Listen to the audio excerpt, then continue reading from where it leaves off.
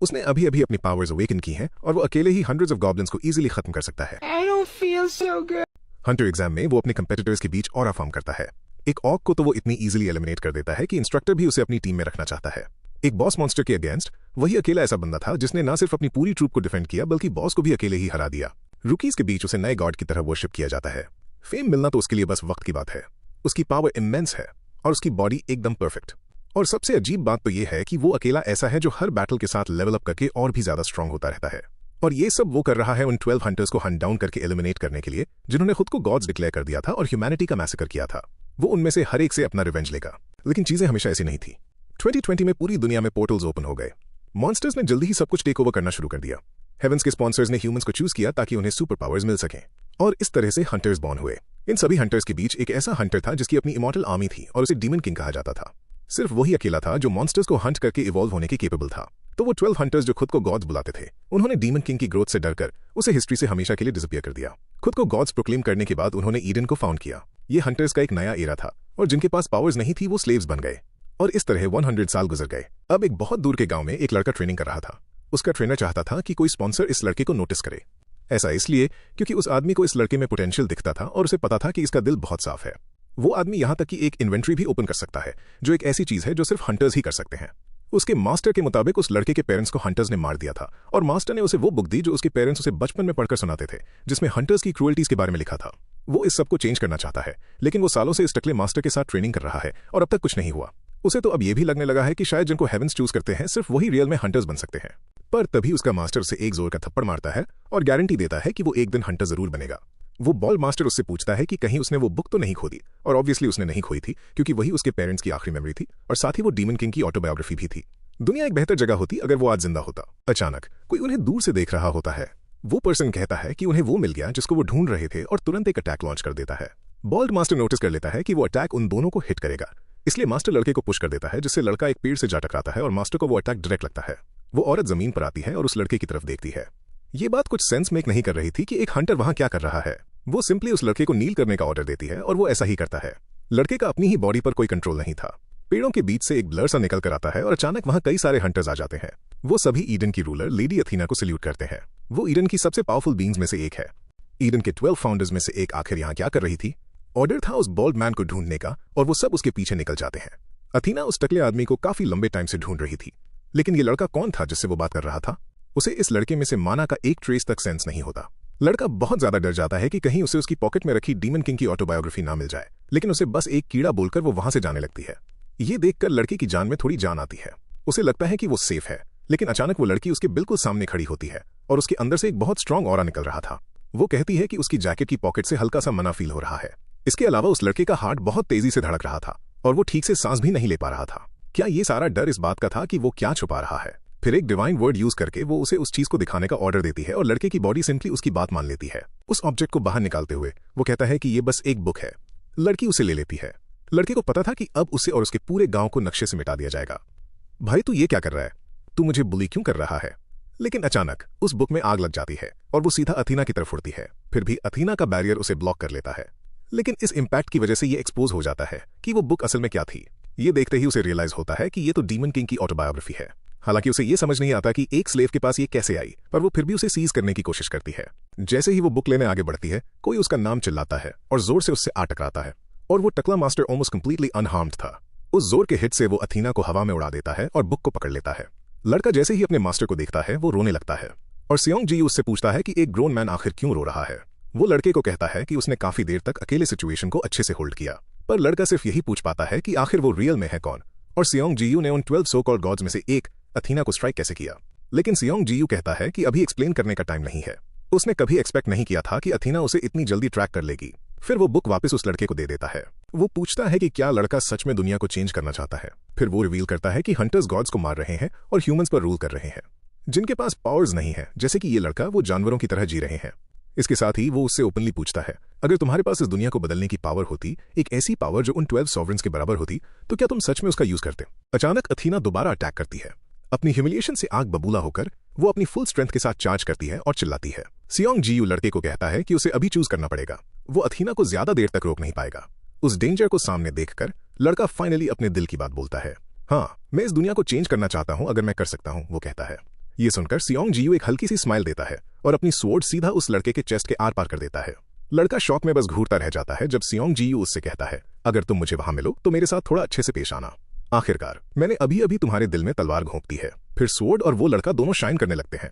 उसकी body break होना शुरू हो जाती है और टेलीपोर्ट होने से ठीक पहले वो दर्द से चिल्लाता है। उसके बाद सब कुछ व्हाइट हो जाता है और एक मैसेज अपीयर होता है, the contract will be executed. Message आगे कंटिन्यू होता है, कॉन्ट्रैक्ट के हिसाब से द स्काई ऑफ अपोकलिप्स तुम्हें स्पॉन्सर करेगा। फिर सीन दोबारा चेंज होता है और लड़का किसी दूसरी जगह पहुंच जाता है। वो एक रॉकी माउंटेन साइड पर दिखता है, बिल्कुल कंप्लीटली अनहार्म्ड। उसके चेस्ट पर कोई जख्म नहीं था, जबकि उसे बुरी तरह स्टैब किया गया था और उसको समझ नहीं आ रहा था कि ये कैसे हुआ। उसे खुद में कुछ अलग और भी ज्यादा स्ट्रॉन्गर फील हो रहा था। उस अजीब सी आवाज ने कहा था कि वो उसे स्पॉन्सर करेगी, तो वो सोचता है कि क्या वो अब एक हंटर बन चुका है।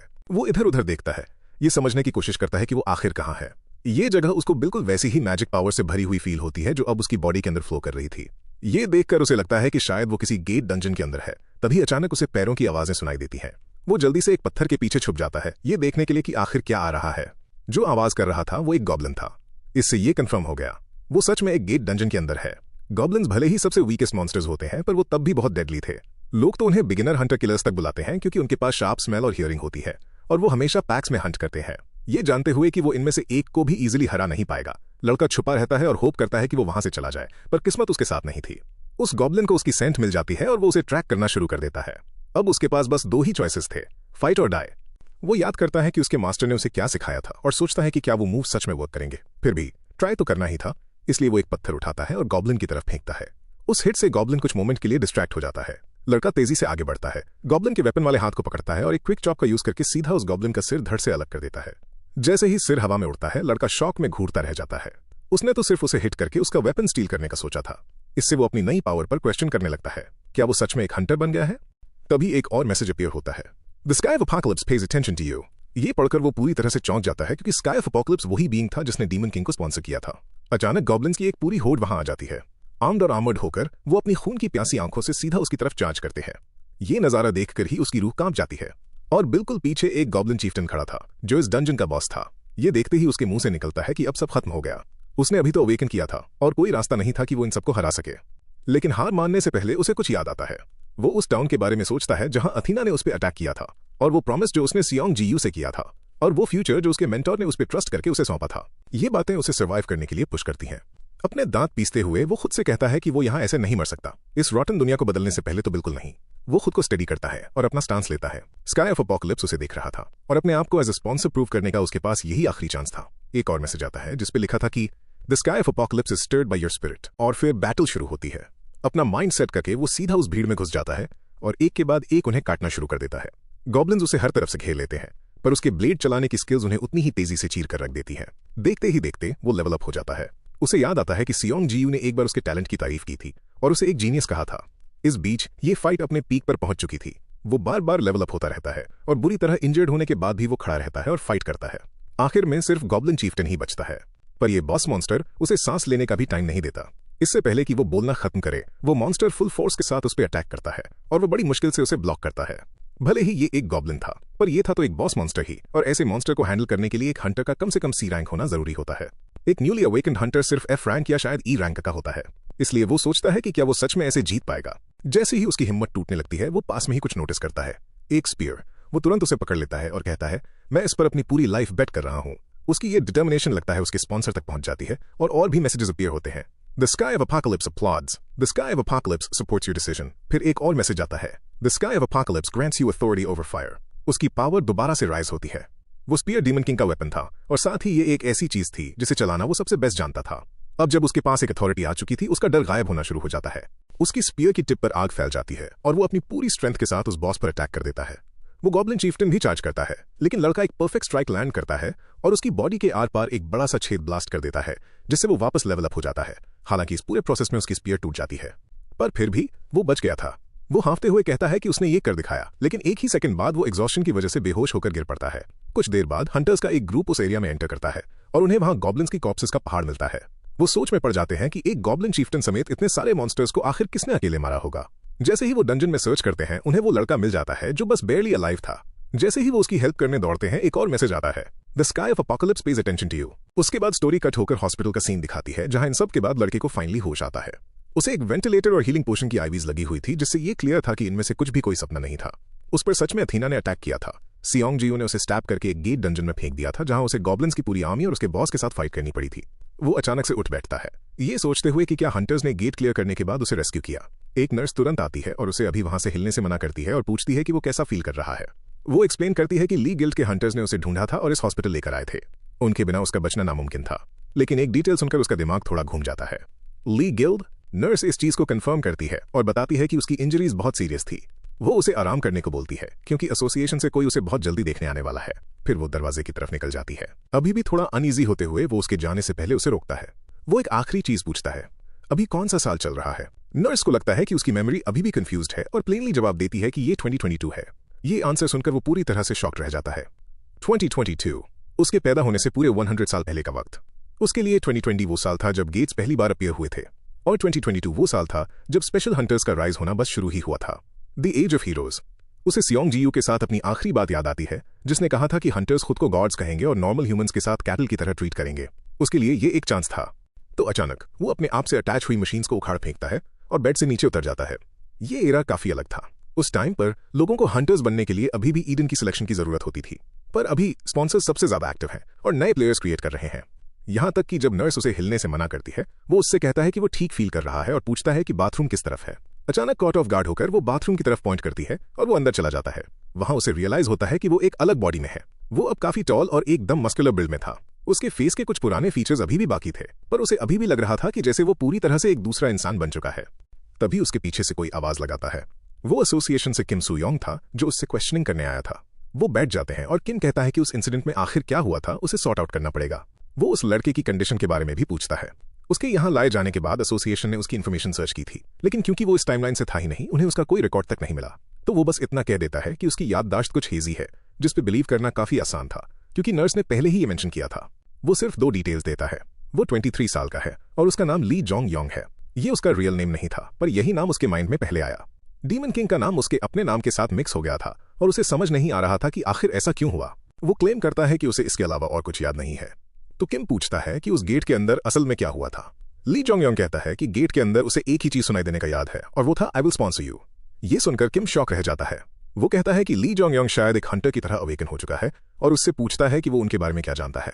ली जोंग योंग जवाब देता है कि हंटर्स वो स्पेशल लोग होते हैं जिन्हें ट्रांसेंडेंट बीइंग्स चूज करते हैं। किम कोऑपरेट करने के लिए उसे थैंक यू बोलता है और कहता है कि एसोसिएशन उससे दोबारा कांटेक्ट करेगी। जाने से पहले किम बो करता है और कहता है कि चीजें अभी थोड़ी कंफ्यूजिंग जरूर होंगी, पर अब वो इस दुनिया में कोई इंपॉर्टेंट इंसान बन चुका है। वो आगे ये भी बोलता है कि अगर पॉसिबल हुआ तो इन फ्यूचर वो ली जोंग योंग की हेल्प मांगेंगे। किम के जाने के बाद Lee Jong Yong hospital room से बाहर देखता है और सोचता है कि वो एक अच्छा इंसान लग रहा था। अकेले होते ही वो अपना स्टेटस विंडो ओपन करता है। वो एक्सप्लेन करता है कि यही डीमन किंग का सबसे ग्रेटेस्ट ट्रेट था। यही वो रीजन था जिसकी वजह से 12 हीरोज उससे डरते थे और यही रीजन था कि वो बाकी सभी हंटर्स से कई गुना ज्यादा स्ट्रॉन्गर बन गया था और यही वजह थी कि उन्होंने ईडन से उसका हर एक ट्रेस मिटा देने की कोशिश की। डीमन किंग कोई नॉर्मल हंटर नहीं था, वो एक प्लेयर था, एक ऐसा इंसान जो अपनी ही पावर के साथ हंट करके स्ट्रॉन्गर होता चला जाता था। और अब ली जोंग योंग खुद से कहता है, मैं भी अब एक प्लेयर हूं। कुछ देर बाद वही नर्स उसे एक हंटर बनने पर कंग्रेचुलेट करती है। वो उसको थैंक्स बोलता है और पूछता है कि क्या ये सच में इतनी बड़ी बात है। वो कहती है ऑफ कोर्स ये है। एक हंटर बनना लॉटरी जीतने जैसा होता है। यहां तक कि लो रैंक एफ हंटर्स भी एक नॉर्मल इंसान से कई गुना ज्यादा पैसे कमा लेते हैं और वो सिर्फ मॉन्स्टर से फाइट नहीं करते। वो एज अ ब्लैकस्मिथ वर्क कर सकते हैं, पावरफुल वेपन्स बना सकते हैं या फिर अमीरों के बॉडीगार्ड्स बनकर सर्व कर सकते हैं। ली जोंग योंग को पहले से ये सब पता था और वो ये भी जानता था कि जिन लोगों को चूज नहीं किया जाता उन्होंने अपने थोड़े बहुत बचे हुए राइट्स भी खो दिए थे। फिर भी वो एक सैड फेस बनाता है और पूछता है कि क्या ये सच में इतनी सेलिब्रेट करने वाली बात है। नर्स फिर उसे एक बैग देती है जो किम छोड़ गया था क्योंकि उसके पुराने कपड़े पूरी तरह रुइन हो चुके थे। वो उसके डिस्चार्ज होने पर उसे कॉन्ग्रेचुलेट करती है और वो बाहर निकलता है। एक बार बाहर आकर वो पूरे सिटी की तरफ देखता है तो ये है द एज ऑफ हीरोज। उसके पुराने टाइम में उसके जैसे पावरलेस इंसान को यहाँ अलाउ तक नहीं किया जाता। अभी ये सिटी काफी पीसफुल और फुल ऑफ लाइफ फील हो रहा था। तभी किम सू योंग उसके पीछे से चलते हुए आता है और उसे आवाज लगाता है। वो ली जोंग योंग से कहता है कि वो उसके साथ एसोसिएशन चले क्योंकि उसके पास अपनी कोई मेमोरीज नहीं थी, इसलिए उसका प्रॉपर्ली रजिस्टर होना जरूरी था और वो उसके रहने के लिए कोई जगह भी अरेंज कर सकते हैं। किम कहता है कि उसके जैसे केसेस एक्सट्रीमली रेयर होते हैं। वो उसे कंग्रेचुलेट भी करता है। ली जोंग योंग को सी रैंक मिली है। कोरिया में ऐसे बहुत कम लोग हैं जो अपनी हंटर लाइफ सी रैंक से स्टार्ट करते हैं। किम उसे कार में आने को कहता है और बताता है कि वो बाकी चीजें रजिस्ट्रेशन के बाद एक्सप्लेन करेगा। ली जोंग योंग अग्री कर लेता है और उसके साथ चल पड़ता है। वो लोग हंटर एसोसिएशन पहुंच जाते हैं। ज्यादातर अवेकन हंटर्स को ई या एफ रैंक मिलती है, लेकिन जो लोग हाई स्कोर करते हैं उन्हें प्रॉमिसिंग माना जाता है और उन्हें ज्यादा क्लोजली मैनेज किया जाता है, जिसमें अब ली जोंग योंग भी शामिल था। और पेपर वर्क के बाद वो लोग उसे उसकी असाइन की हुई लॉजिंग पर ले आते हैं। किम उसे उस जगह पर लाता है और दरवाजा खोलता है। ली जोंग योंग स्टन्ड रह जाता है। उसकी आंखों में आंसू आ जाते हैं और वो अंदर से ओवरवेल्म्ड हो जाता है। किम पूछता है कि क्या उसे ये पसंद आया और ली जोंग योंग तुरंत उसे थैंक्स बोलता है और कहता है कि उसे ये बहुत पसंद आया। उसके लिए ये एक बहुत बड़ा दिन था। उसका एक लौता चांस आखिरकार उसे एक हंटर बनने की तरफ ले आया था। उसे ऐसा फील हो रहा था जैसे पहली बार उसका अपना कोई घर हो। फिर किम कहता है कि कोई उससे मिलना चाहता है। ये सुनते ही ली जोंग योंग के अंदर एक चिल सी दौड़ जाती है। उसके यहाँ कोई कनेक्शंस नहीं थे, इसलिए वो किम को पकड़ता है और पूछता है कि वहां आखिर कौन है। उसके रिएक्शन से चौंक कर किम कहता है कि ये वो आदमी है जिसने उसकी जान बचाई थी, ली गिल्ड का गिल्ड मास्टर। किम ऐड करता है कि वो गिल्ड मास्टर उससे मिलने में इंटरेस्टेड है, पर अगर वो चाहे तो मना भी कर सकता है। पर Lee Jong Yong right away agree हो जाता है। थोड़ी ही देर बाद वो उस गिल्ड मास्टर से मिलता है और वो और कोई नहीं खुद सियोंग जियू ही निकलता है। चाहते हुए भी ना चाहते हुए ली जोंग योंग उसके टकले सर को घूरता है, लेकिन रियल शॉक उसे इस नई लाइफ में इतनी जल्दी देखना था। उसने कभी एक्सपेक्ट नहीं किया था कि जिस इंसान ने उसकी ट्रूली वैल्यू समझी थी वो उससे मिलेगा। सियोंग जियू उससे पूछता है कि क्या वो पहले कहीं मिल चुके हैं, क्योंकि ली जोंग योंग का फेस उसे ऑडली काफी फेमिलियर सा लग रहा था। अपनी एक्टिंग को बरकरार रखने के लिए ली जोंग योंग कहता है कि उसे याद नहीं है, क्योंकि अवेकन होने के बाद से उसकी मेमोरीज जा चुकी हैं। फिर वो डीपली बो करता है और अपनी लाइफ बचाने के लिए सियोंग जियू को थैंक यू बोलता है। सियोंग जियू कोई आम आदमी नहीं था। वो हीरो था जिसकी किस्मत में काउंटलेस गेट्स को क्लोज करके लोगों की जान बचाना लिखा था। वही हीरो जिसे ली जोंग योंग की ओरिजिनल टाइमलाइन में डेड मान लिया गया था। उस रात ली जोंग योंग बेड पर लेटे हुए अपनी नई बॉडी के यूज्ड टू हो रहा था। तो ये सच में रियल था, फिर भी कुछ अजीब सा लग रहा था। भले ही उसकी बॉडी काफी चेंज हो चुकी थी, पर उसकी बॉडी पर अभी भी पहले जैसे और उन्हीं प्लेसेस पर सेम मार्क्स थे। वो अपना स्टेटस विंडो ओपन करता है और उसे दोबारा रीड करता है। फॉरगॉटन हीरो, सबसे स्ट्रॉन्गेस्ट और unique Hunter, the demon king, एक प्लेयर। मुझे ये एबिलिटी आखिर मिली कैसे? वो सोचने लगता है। एक प्लेयर वो पावर है जिसे स्काई ऑफ अपोकलिप्स ने स्पॉन्सर किया था। अब जब वो चोजन वन बन चुका था तो रियल डीमन किंग का अब क्या होगा? ली जोंग योंग के पास कोई आंसर नहीं था। उसे अभी काफी कम पता था कि आसपास आखिर क्या हो रहा है। वो बस इतना जानता था कि वो पास्ट में लौट चुका है और उसको एक पावरफुल ट्रेट मिल गया है। मुझे पावर मिल गई है, वो कहता है। इस दुनिया को बदलने की पावर। कुछ दिन बाद Hunter association newly awakened hunters के लिए एक ट्यूटोरियल क्लास होल्ड करती है। ली जोंग योंग भी वहां होता है, कॉर्नर में सो रहा होता है। तभी ब्लैक सूट में एक आदमी वहां आता है और खुद को बे सांगसू के नाम से इंट्रोड्यूस करता है। वो कहता है कि ये ट्यूटोरियल वो लीड करेगा। क्लास तुरंत वाइल्ड हो जाती है। बे सांगसू एक बी रैंक हंटर था, तो सब लोग हैरान थे कि आखिर इतना बड़ा हंटर एक बिगिनर क्लास क्यों हैंडल कर रहा है। कुछ लोग सोचने लगे कि एसोसिएशन शायद किसी एक स्पेशल रुकी पर नजर रखे हुए है, और वो रुकी ऑब्वियसली ली जोंग योंग था। पर बाकी दूसरे लोग खुद को मनाने लगे कि शायद वो लोग ही हैं। उन्हें लगा कि शायद ये शो ऑफ करने और किसी मेजर गिल्ड या एसोसिएशन की तरफ से पिक किए जाने का उनका चांस हो सकता है। बाय सांगसू शेड्यूल एक्सप्लेन करता है। पहले हंटर्स के बारे में एक सेमिनार और फिर एक कॉम्बैट टेस्ट, जिसमें हर एक बिगिनर अपना एक वेपन पिक करेगा। वो पूछने से शुरू करता है कि हंटर्स आखिर क्रिएट कैसे होते हैं। एक रुकी जवाब देता है कि हंटर्स तब बनते हैं जब उन्हें किसी ट्रांसेंडेंट बीइंग से स्पॉन्सरशिप मिलती है। सांगसू उसकी तारीफ करता है और ऐड करता है कि एक हंटर का स्पेशल ट्रेट अवेकनिंग के टाइम ही डिसाइड होता है और बदला नहीं जा सकता। फिर भी हंटर्स स्ट्रॉन्गर होते चले जाते हैं। तो वो पूछता है कि ये सब होता कैसे है। एक फीमेल हंटर खड़ी होती है और बताती है कि वो अपने स्पॉन्सर से स्ट्रॉन्ग आइटम्स या स्किल्स गेन कर सकते हैं, या तो गेट्स को क्लोज करके या फिर अपने एक्शंस के जरिए स्पॉन्सर का फेवर अर्न करके। बे सांगसू उसकी भी तारीफ करता है और कहता है कि ये क्लास काफी वेल इन्फॉर्म्ड लग रही है। फिर उसकी टोन सीरियस हो जाती है जब वो रियल क्वेश्चन पूछता है, आखिर स्पॉन्सर्स एक्चुअली चाहते क्या हैं? इस बार कोई जवाब नहीं देता। रूम में बिल्कुल साइलेंस छा जाता है और सांगसू भी सरप्राइज नहीं होता। हर हंटर इसके बारे में सोचता जरूर है, पर किसी को इसका सच नहीं पता था। तभी उसकी नजर कॉर्नर में बैठे एक बंदे पर पड़ती है जिसे क्लियरली किसी चीज से फर्क नहीं पड़ रहा था। ये ली जोंग योंग था जो कैजुअली विंडो से बाहर घूर रहा था। तो बे सांगसू उसे पॉइंट करता है और उसे गेस करने को कहता है। वो कहता है कि इसका वैसे भी कोई कंफर्म्ड आंसर तो है नहीं। वो बस ली जोंग योंग के ऑनेस्ट थॉट्स जानना चाहता था। ली जोंग योंग जवाब देता है, एंटरटेनमेंट। ये सुनकर बाय सांगसू समेत पूरी क्लास शॉक हो जाती है और वो उससे एक्सप्लेन करने को कहता है। ली जोंग योंग कहता है कि स्पॉन्सर्स अपना कैरेक्टर पिक करते हैं, उनसे मॉन्स्टर्स को हंट करवाते हैं और उन्हें एक वीडियो गेम की तरह स्ट्रॉन्गर होते हुए देखते हैं। बाय सांगसू इस आइडिया से पूरी तरह हक्का बक्का रह जाता है, पर ली जोंग योंग के लिए यह सिर्फ एक गेस नहीं था, ये खुद डीमन किंग की थ्योरी थी। यहां तक कि ये स्पॉन्सर्स का सबसे बड़ा सीक्रेट भी हो सकता है, ये देखते हुए कि ओवरवेलमिंग पावर गेन करने के बावजूद डीमन किंग को मार दिया गया था। सेमिनार कंटिन्यू होता है और आखिरकार वो लोग कॉम्बैट टेस्ट पर मूव करते हैं। एक फीमेल हंटर स्वॉर्ड लेकर सबसे पहले आगे आती है। फाइट स्टार्ट होती है और मॉन्स्टर को रिलीज कर दिया जाता है। वो इंस्टेंटली वाइल्ड हो जाता है और उस पर चार्ज करता है। वो लड़की भी तेजी से आगे बढ़ती है और जोर से स्विंग करती है, लेकिन गॉब्लिन क्रेजी स्पीड से डॉज करता है और काउंटर अटैक करके एक हिट लैंड कर देता है। वो अपने एक घुटने पर गिर जाती है, उसे अभी भी चोट लगी थी, और गॉब्लिन एक और ब्लो मारने के लिए उस पर कूदता है। यहां तक कि बाय सांगसू भी वरी करने लगता है, पर वो लड़की क्विट करने से मना कर देती है। उस पोजीशन से भी वो गॉब्लिन को ऑफ गार्ड कैच करती है और मैच जीत लेती है, हालांकि वो पूरी तरह से थक चुकी थी और इंजर्ड थी। ये देखकर बे सांगसू उसकी तारीफ करता है और कहता है कि वो पास हो गई है, फिर उसे नेक्स्ट राउंड में भेज देता है। अब फाइनल टेस्ट टेकर आगे आता है। एक स्पीयर और शील्ड के साथ Lee Jong Yong confidently enter करता है। बाय सांगसू को भी उसकी वेपन चॉइस काफी इंटरेस्टिंग लगती है। इस बीच ली जोंग योंग खुद को रिमाइंड करवाता है कि उसे कल के ग्रेजुएशन एग्जाम में ज्वाइन होने के लिए पास होना ही पड़ेगा। और अगर वो अच्छा परफॉर्म करता है तो उसके बेनिफिट्स भी बढ़ जाएंगे, तो वो रेडी हो जाता है। लेकिन बै सांगसू के पास एक बैड न्यूज थी, सारे गॉब्लिन्स पहले ही मर चुके थे। ऑफ कोर्स वो मर ही जाएंगे, तो अब एग्जाम के लिए एक दूसरा मॉन्स्टर यूज करना पड़ेगा। बै सांगसू रिपीट करता है कि ली जोंग योंग को उसे मारने की जरूरत नहीं है, वो खुद रिजल्ट जज करेगा। वो ये भी बताता है कि उस मॉन्स्टर को ब्रेन वॉश किया गया है और वो कोई फेटल डैमेज नहीं देगा, और क्योंकि वो एक बी रैंक हंटर है तो सब कुछ अंडर कंट्रोल रहेगा। फिर वो पूछता है कि क्या ली जोंग योंग रेडी है, और हालांकि थोड़ा अनश्योर होकर वो अग्री कर लेता है, ये सोचते हुए कि शायद ये गॉब्लिन के लेवल का ही कोई कोबोल्ड होगा, पर वो बिल्कुल गलत था। जैसे ही ड्यूल शुरू होती है, बै सांगसू ली जोंग योंग से कहता है कि स्पॉन्सर्स को लेकर उसका आइडिया काफी इंटरेस्टिंग था और होप करता है कि वो उसे डिसअपॉइंट नहीं करेगा। तभी ली जोंग योंग का अपोनेंट अपीयर होता है, एक ऑर्क। एक ह्यूज ग्रीन मॉन्स्टर चलकर बाहर आता है। नॉर्मली किसी ऑर्की को फेस करने के लिए हंटर्स का कम से कम सी रैंक होना जरूरी है, क्योंकि इसमें एक ग्रोन आदमी से कई गुना ज्यादा स्ट्रेंथ और इनसेन एंड्योरेंस होती है। जैसे ही वो अरीना में एंटर करता है, पीछे से देख रहे बाकी ट्रेनिंग्स पैनिक करने लगते हैं।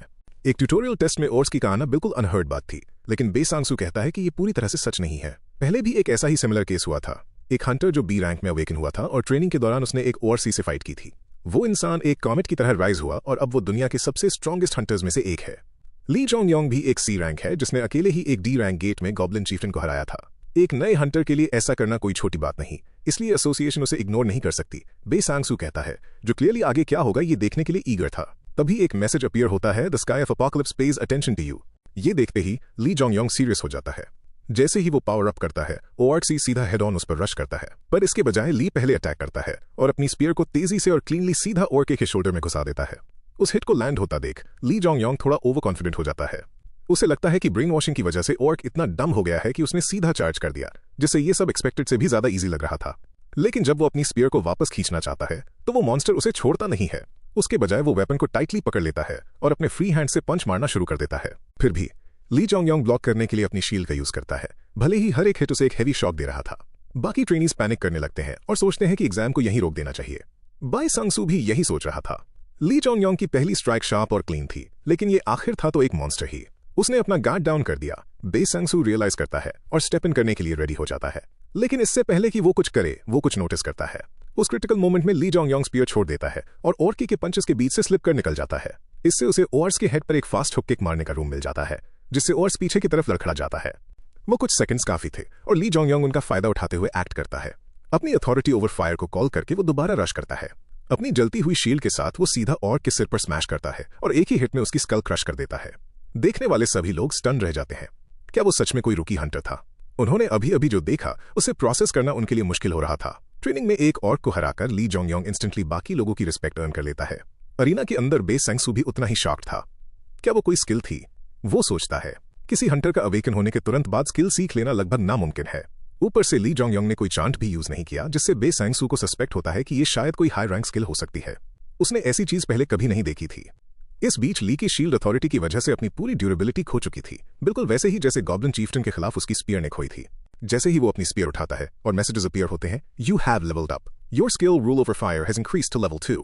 ये देखकर बै सांगसू डिसाइड करता है कि वो इस बंदे को हाथ से निकलने नहीं दे सकता, उसे इस लड़के को एसोसिएशन में लाना ही होगा। तो वो आगे आता है, ली जोंग योंग की तारीफ करता है और कहता है कि वो फ्लाइंग कलर्स के साथ पास हो गया है।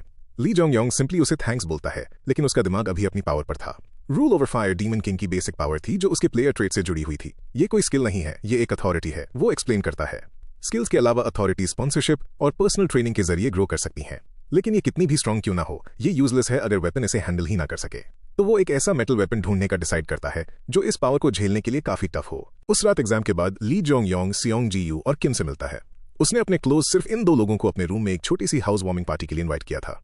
सियोंग जी यू काफी ऑकवर्ड फील करता है और सोचता है कि क्या एसोसिएशन के हाउसिंग में ऐसे आना ठीक होगा, पर ली जोंग योंग कहता है कि सब ठीक है, वो बस एक पार्टी कर रहे हैं। तो तीनों मिलकर डिलीवरी फूड खाते हैं और बातें करते हैं। वो ट्यूटोरियल और फाइनल एग्जाम के बारे में डिस्कस करते हैं और वो ली जोंग योंग को ये भी बताते हैं कि किम को ऑफिशियली अभी के लिए उसका एजेंट असाइन कर दिया गया है। और सबसे बड़ी बात, किम एक्चुअली में एक लड़की है। जैसे ही वो बातें कंटिन्यू रखते हैं, सियोंग जी यू ली जोंग योंग से अपने ऑफर के बारे में दोबारा सोचने को कहता है और बताता है कि उसे ऐसी फीलिंग आ रही है कि उसे जाने देना एक बहुत बड़ी मिस्टेक होगी। किम ये सब सुन रही होती है और ऐड करती है कि ये हंटर ली जोंग योंग के लिए एक ग्रेट चांस है, लेकिन ली जोंग योंग अब भी रिफ्यूज कर देता है। ये सुनकर सियोंग जी यू क्लियरली परेशान हो जाता है और पूछता है क्यों, क्योंकि उसे उसका डिसीजन समझ नहीं आ रहा था। तो ली जोंग योंग कहता है कि वो अभी किसी भी ग्रुप को ज्वाइन नहीं करना चाहता, पर अगर उन्हें कभी उसकी हेल्प की जरूरत पड़ी तो वो जरूर आएगा। असल में ली जोंग योंग के पास एक दूसरा रीजन था। दुनिया को इंप्रूव करने के अपने प्लान को अंजाम देने के लिए उसे केयरफुल रहना होगा। अगर वो अभी सियोंग जी यू के ज्यादा क्लोज हो गया तो वो डेंजरस हो सकता है। तो सियोंग जी यू उस बात को वहीं छोड़ देता है और कहता है कि वो ये याद रखेगा। उसके बाद दोनों एक वार्म और फ्रेंडली मोमेंट शेयर करते हैं, जबकि किम उन्हें कंफ्यूजन में देखती रहती है और सोचती है कि एक ब्रांड न्यू हंटर आखिर ली गिल्ड के famous A rank guild master की हेल्प कैसे कर सकता है। अब हम आते हैं ट्यूटोरियल ग्रेजुएशन एग्जाम पर, जहां उन सभी को जिसने एग्जाम पास किया है एक गेट डंजन में एंटर करना होगा। एग्जाम शुरू होने से पहले बे सांग-सू आगे आता है और ग्रेजुएशन टेस्ट को एक्सप्लेन करता है। ये टेस्ट उस गेट के अंदर होगा, लेकिन उन्हें फिक्र करने की जरूरत नहीं है क्योंकि ये बी रैंक हंटर उनके साथ अंदर जाएगा। वो डायरेक्टली उनसे कहता है मैं भी अंदर एंटर करूंगा। उन्हें काम करने के लिए वो अपने ऑरा का कुछ हिस्सा रिलीज करता है, जिससे सभी की बॉडी में एक चिल सी दौड़ जाती है, ये दिखाने के लिए कि वो सेफ हाथों में है। फिर भी इस तरह की पावर टेरिफाइंग थी।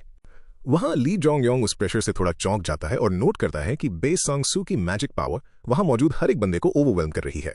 बे सांग-सू फिर कहता है कि वो स्टार्ट करेंगे जैसे ही सोल्जर्स सप्लाईज रखना फिनिश कर लेंगे और उसके तुरंत बाद बिगिनर्स अपने पहले डंजन में कदम रखते हैं।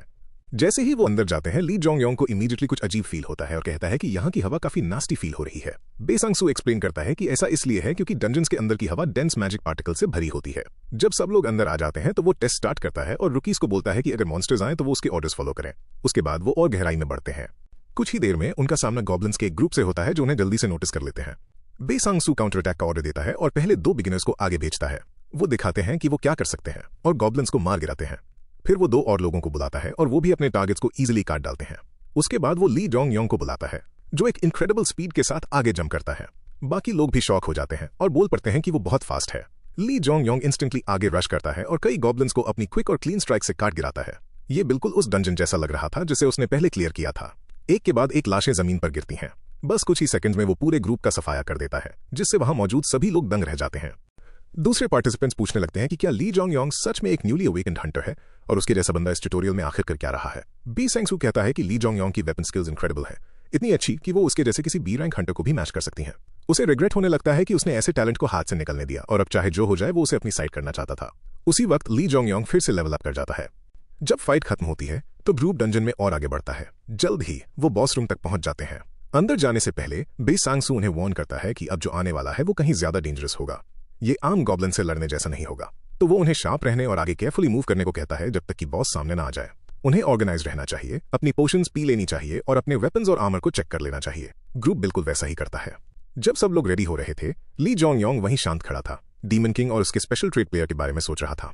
इससे पहले कि डीमन किंग पूरी तरह से उस पावर को टेस्ट कर पाता, उन 12 हीरोज ने उसे मार दिया था। ली जोंग योंग सोचता है कि अगर डीमन किंग उनसे कहीं ज्यादा तेजी से ग्रो हुआ होता तो ऐसा कभी ना होता। जैसे ही ये ख्याल उसके दिमाग में तेजी से दौड़ते हैं, उसका रिजॉल्व और भी पक्का हो जाता है। वो कसम खाता है कि वो अपना सब कुछ यूज करेगा जो वो जानता है और ईडन के 12 हीरोज को किसी भी और से ज्यादा तेजी से पीछे छोड़ करके दिखाएगा। ये सोचते हुए वो अपनी रूल ओवर फायर अथॉरिटी को देखता है और फिर किसी के नोटिस करने से पहले जल्दी से उसे छुपा लेता है। थोड़ी ही देर में नए हंटर्स फाइनली बॉस रूम में एंटर करने के लिए रेडी थे। बे सांग-सू लीड करता है और सबको पास रहने को कहता है, पर जिस मोमेंट वो अंदर कदम रखते हैं उन्हें रियलाइज हो जाता है कि कुछ गड़बड़ है। मैजिक की एक मैसिव वेव उन पर आकर टकराती है और सब लोग डर और पैनिक से भर जाते हैं। ये जानते हुए कि उनकी जान खतरे में है, बे सांग-सू चिल्लाता है कि सब पीछे हटो और वापस गेट की तरफ भागो। लेकिन वहां छुपा हुआ मॉन्स्टर उन्हें एस्केप करने नहीं देना चाहता था। अभी भी अंधेरे में वो डर कर भाग रहे हंटर्स पर फास्ट मूविंग फायरबॉल्स की एक लड़ी सी दाग देता है। अनफॉर्चुनेटली बे सांग-सू बिल्कुल अटैक की लाइन में ही था और बाकी रुकीज उसके ठीक पीछे थे। अटैक लगने ही वाला था और अगर उसने डॉज किया तो ये उसके पीछे वाले बिगिनर्स को लग जाएगा। उस एक स्प्लिट सेकंड में बे सांग-सू सबको प्रूव करता है कि क्यों वो एसोसिएशन के टॉप हंटर्स में से एक है।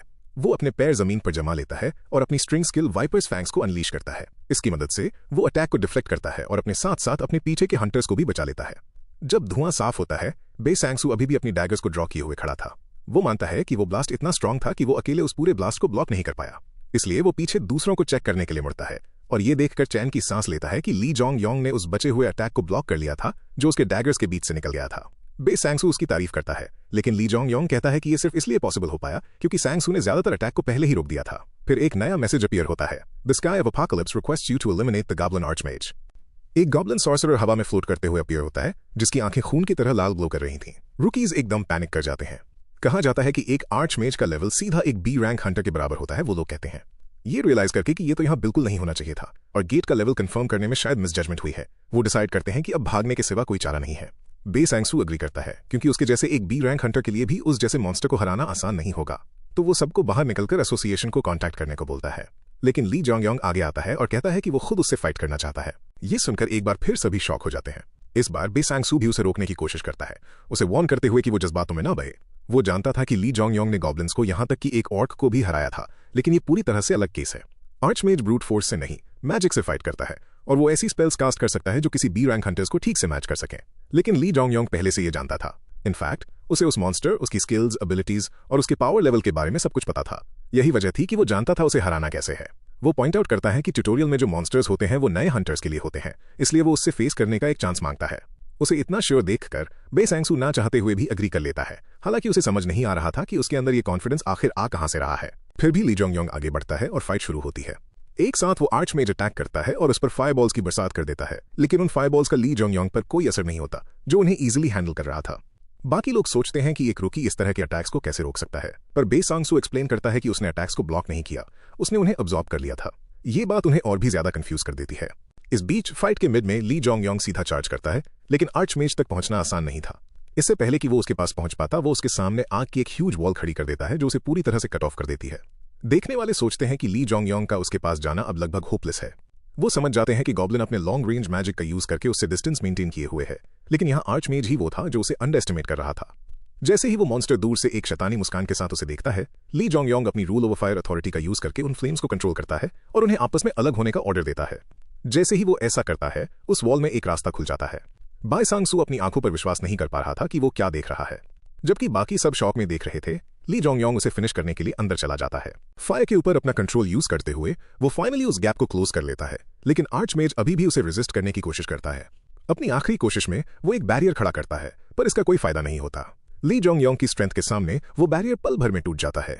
वो एक के बाद एक तेज स्ट्राइक्स करता है और आर्चमेज को वहीं ढेर कर देता है। इसके साथ ही बैटल एंड हो जाती है और बाकी लोग बस शॉक में घूरते रह जाते हैं।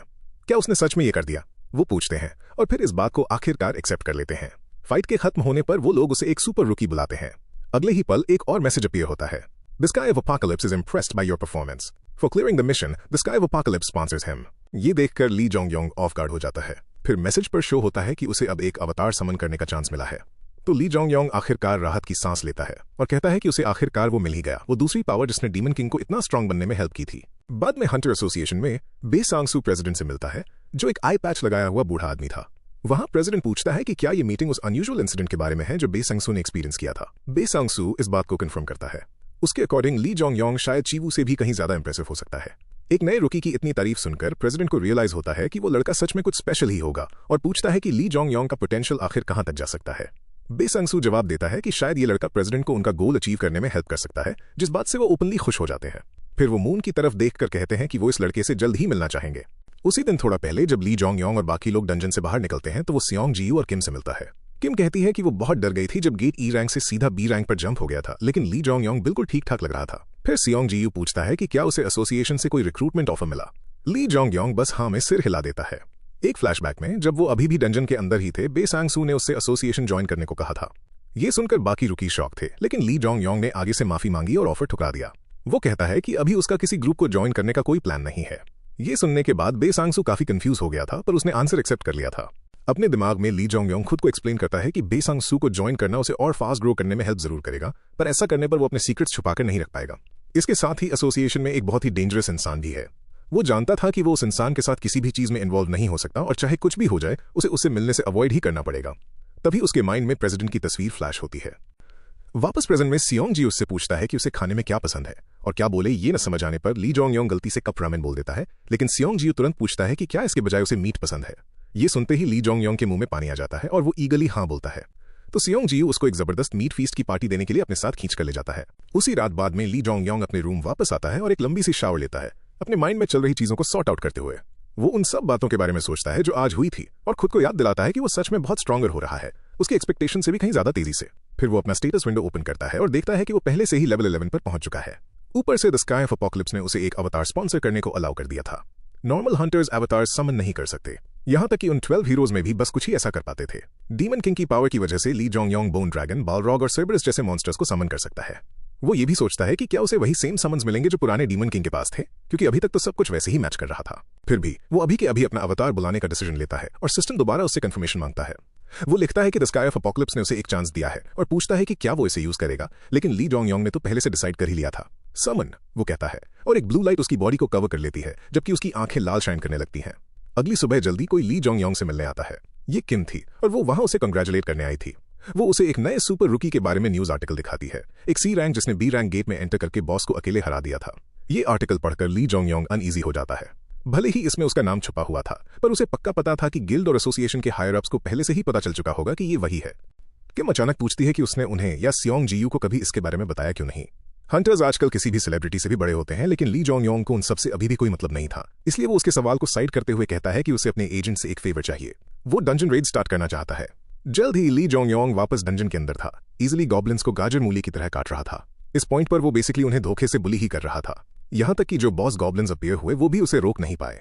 वो उन्हें पूरी तरह से वाइप आउट कर देता है और काफी सारे लेवल्स गेन कर लेता है। ऊपर से वो उस डंजन को क्लियर भी कर देता है, लेकिन ली जोंग योंग अभी भी खुश नहीं लग रहा था।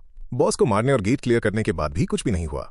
वो जोर से चिल्लाता है, पूछता है कि वो इस चीज को आखिर यूज कैसे करे, और तभी हमें फाइनली देखने को मिलता है कि उसने क्या समन किया था, एक सोल कलेक्टिंग स्केलेटन। लेकिन अभी के लिए इसे रिवाइव नहीं किया जा सकता क्योंकि इसके पास कोई सोल नहीं है। ली जोंग योंग एक्सप्लेन करता है कि एवेटार स्ट्रांग और यूनिक पावर्स यूज कर सकते हैं, पर उनके पास सोल्स नहीं होती। उसने सोचा था कि उसे बस एक मॉन्स्टर की सोल चाहिए होगी, पर ये इतना सिंपल नहीं निकला। अपना गोल पूरा करने में फेल होने के बाद वो उस गेट से निकलता है जहां जिन उसे ग्रीट करता है। जिन उसे उसका 4th डंजन रेड क्लियर करने पर कंग्रेचुलेट करता है और पूछता है कि क्या वो कोई ड्रॉप्स या आइटम सेल करना चाहता है। अगर ऐसी बात है तो जिन उसे हैंडल कर सकता है। ली जोंग योंग अपनी इन्वेंट्री से कई सारे सोर्ड्स निकालता है और जिन कहता है कि इनके सेल होते ही उसे उसके पैसे दे दिए जाएंगे। फिर ली जोंग योंग पूछता है कि क्या जिन ने कोई दूसरा डंजन बुक किया, लेकिन जिन बताता है कि अभी कोई अच्छे डंजन अवेलेबल ही नहीं है। वो एक्सप्लेन करता है कि एक गिल्ड काफी तेजी से एक्सपैंड हो रही है और उन्होंने एक साथ 20 से ज्यादा लो रैंक डंजन्स बुक कर लिए हैं, जिसकी वजह से ये शॉर्टेज हुई है।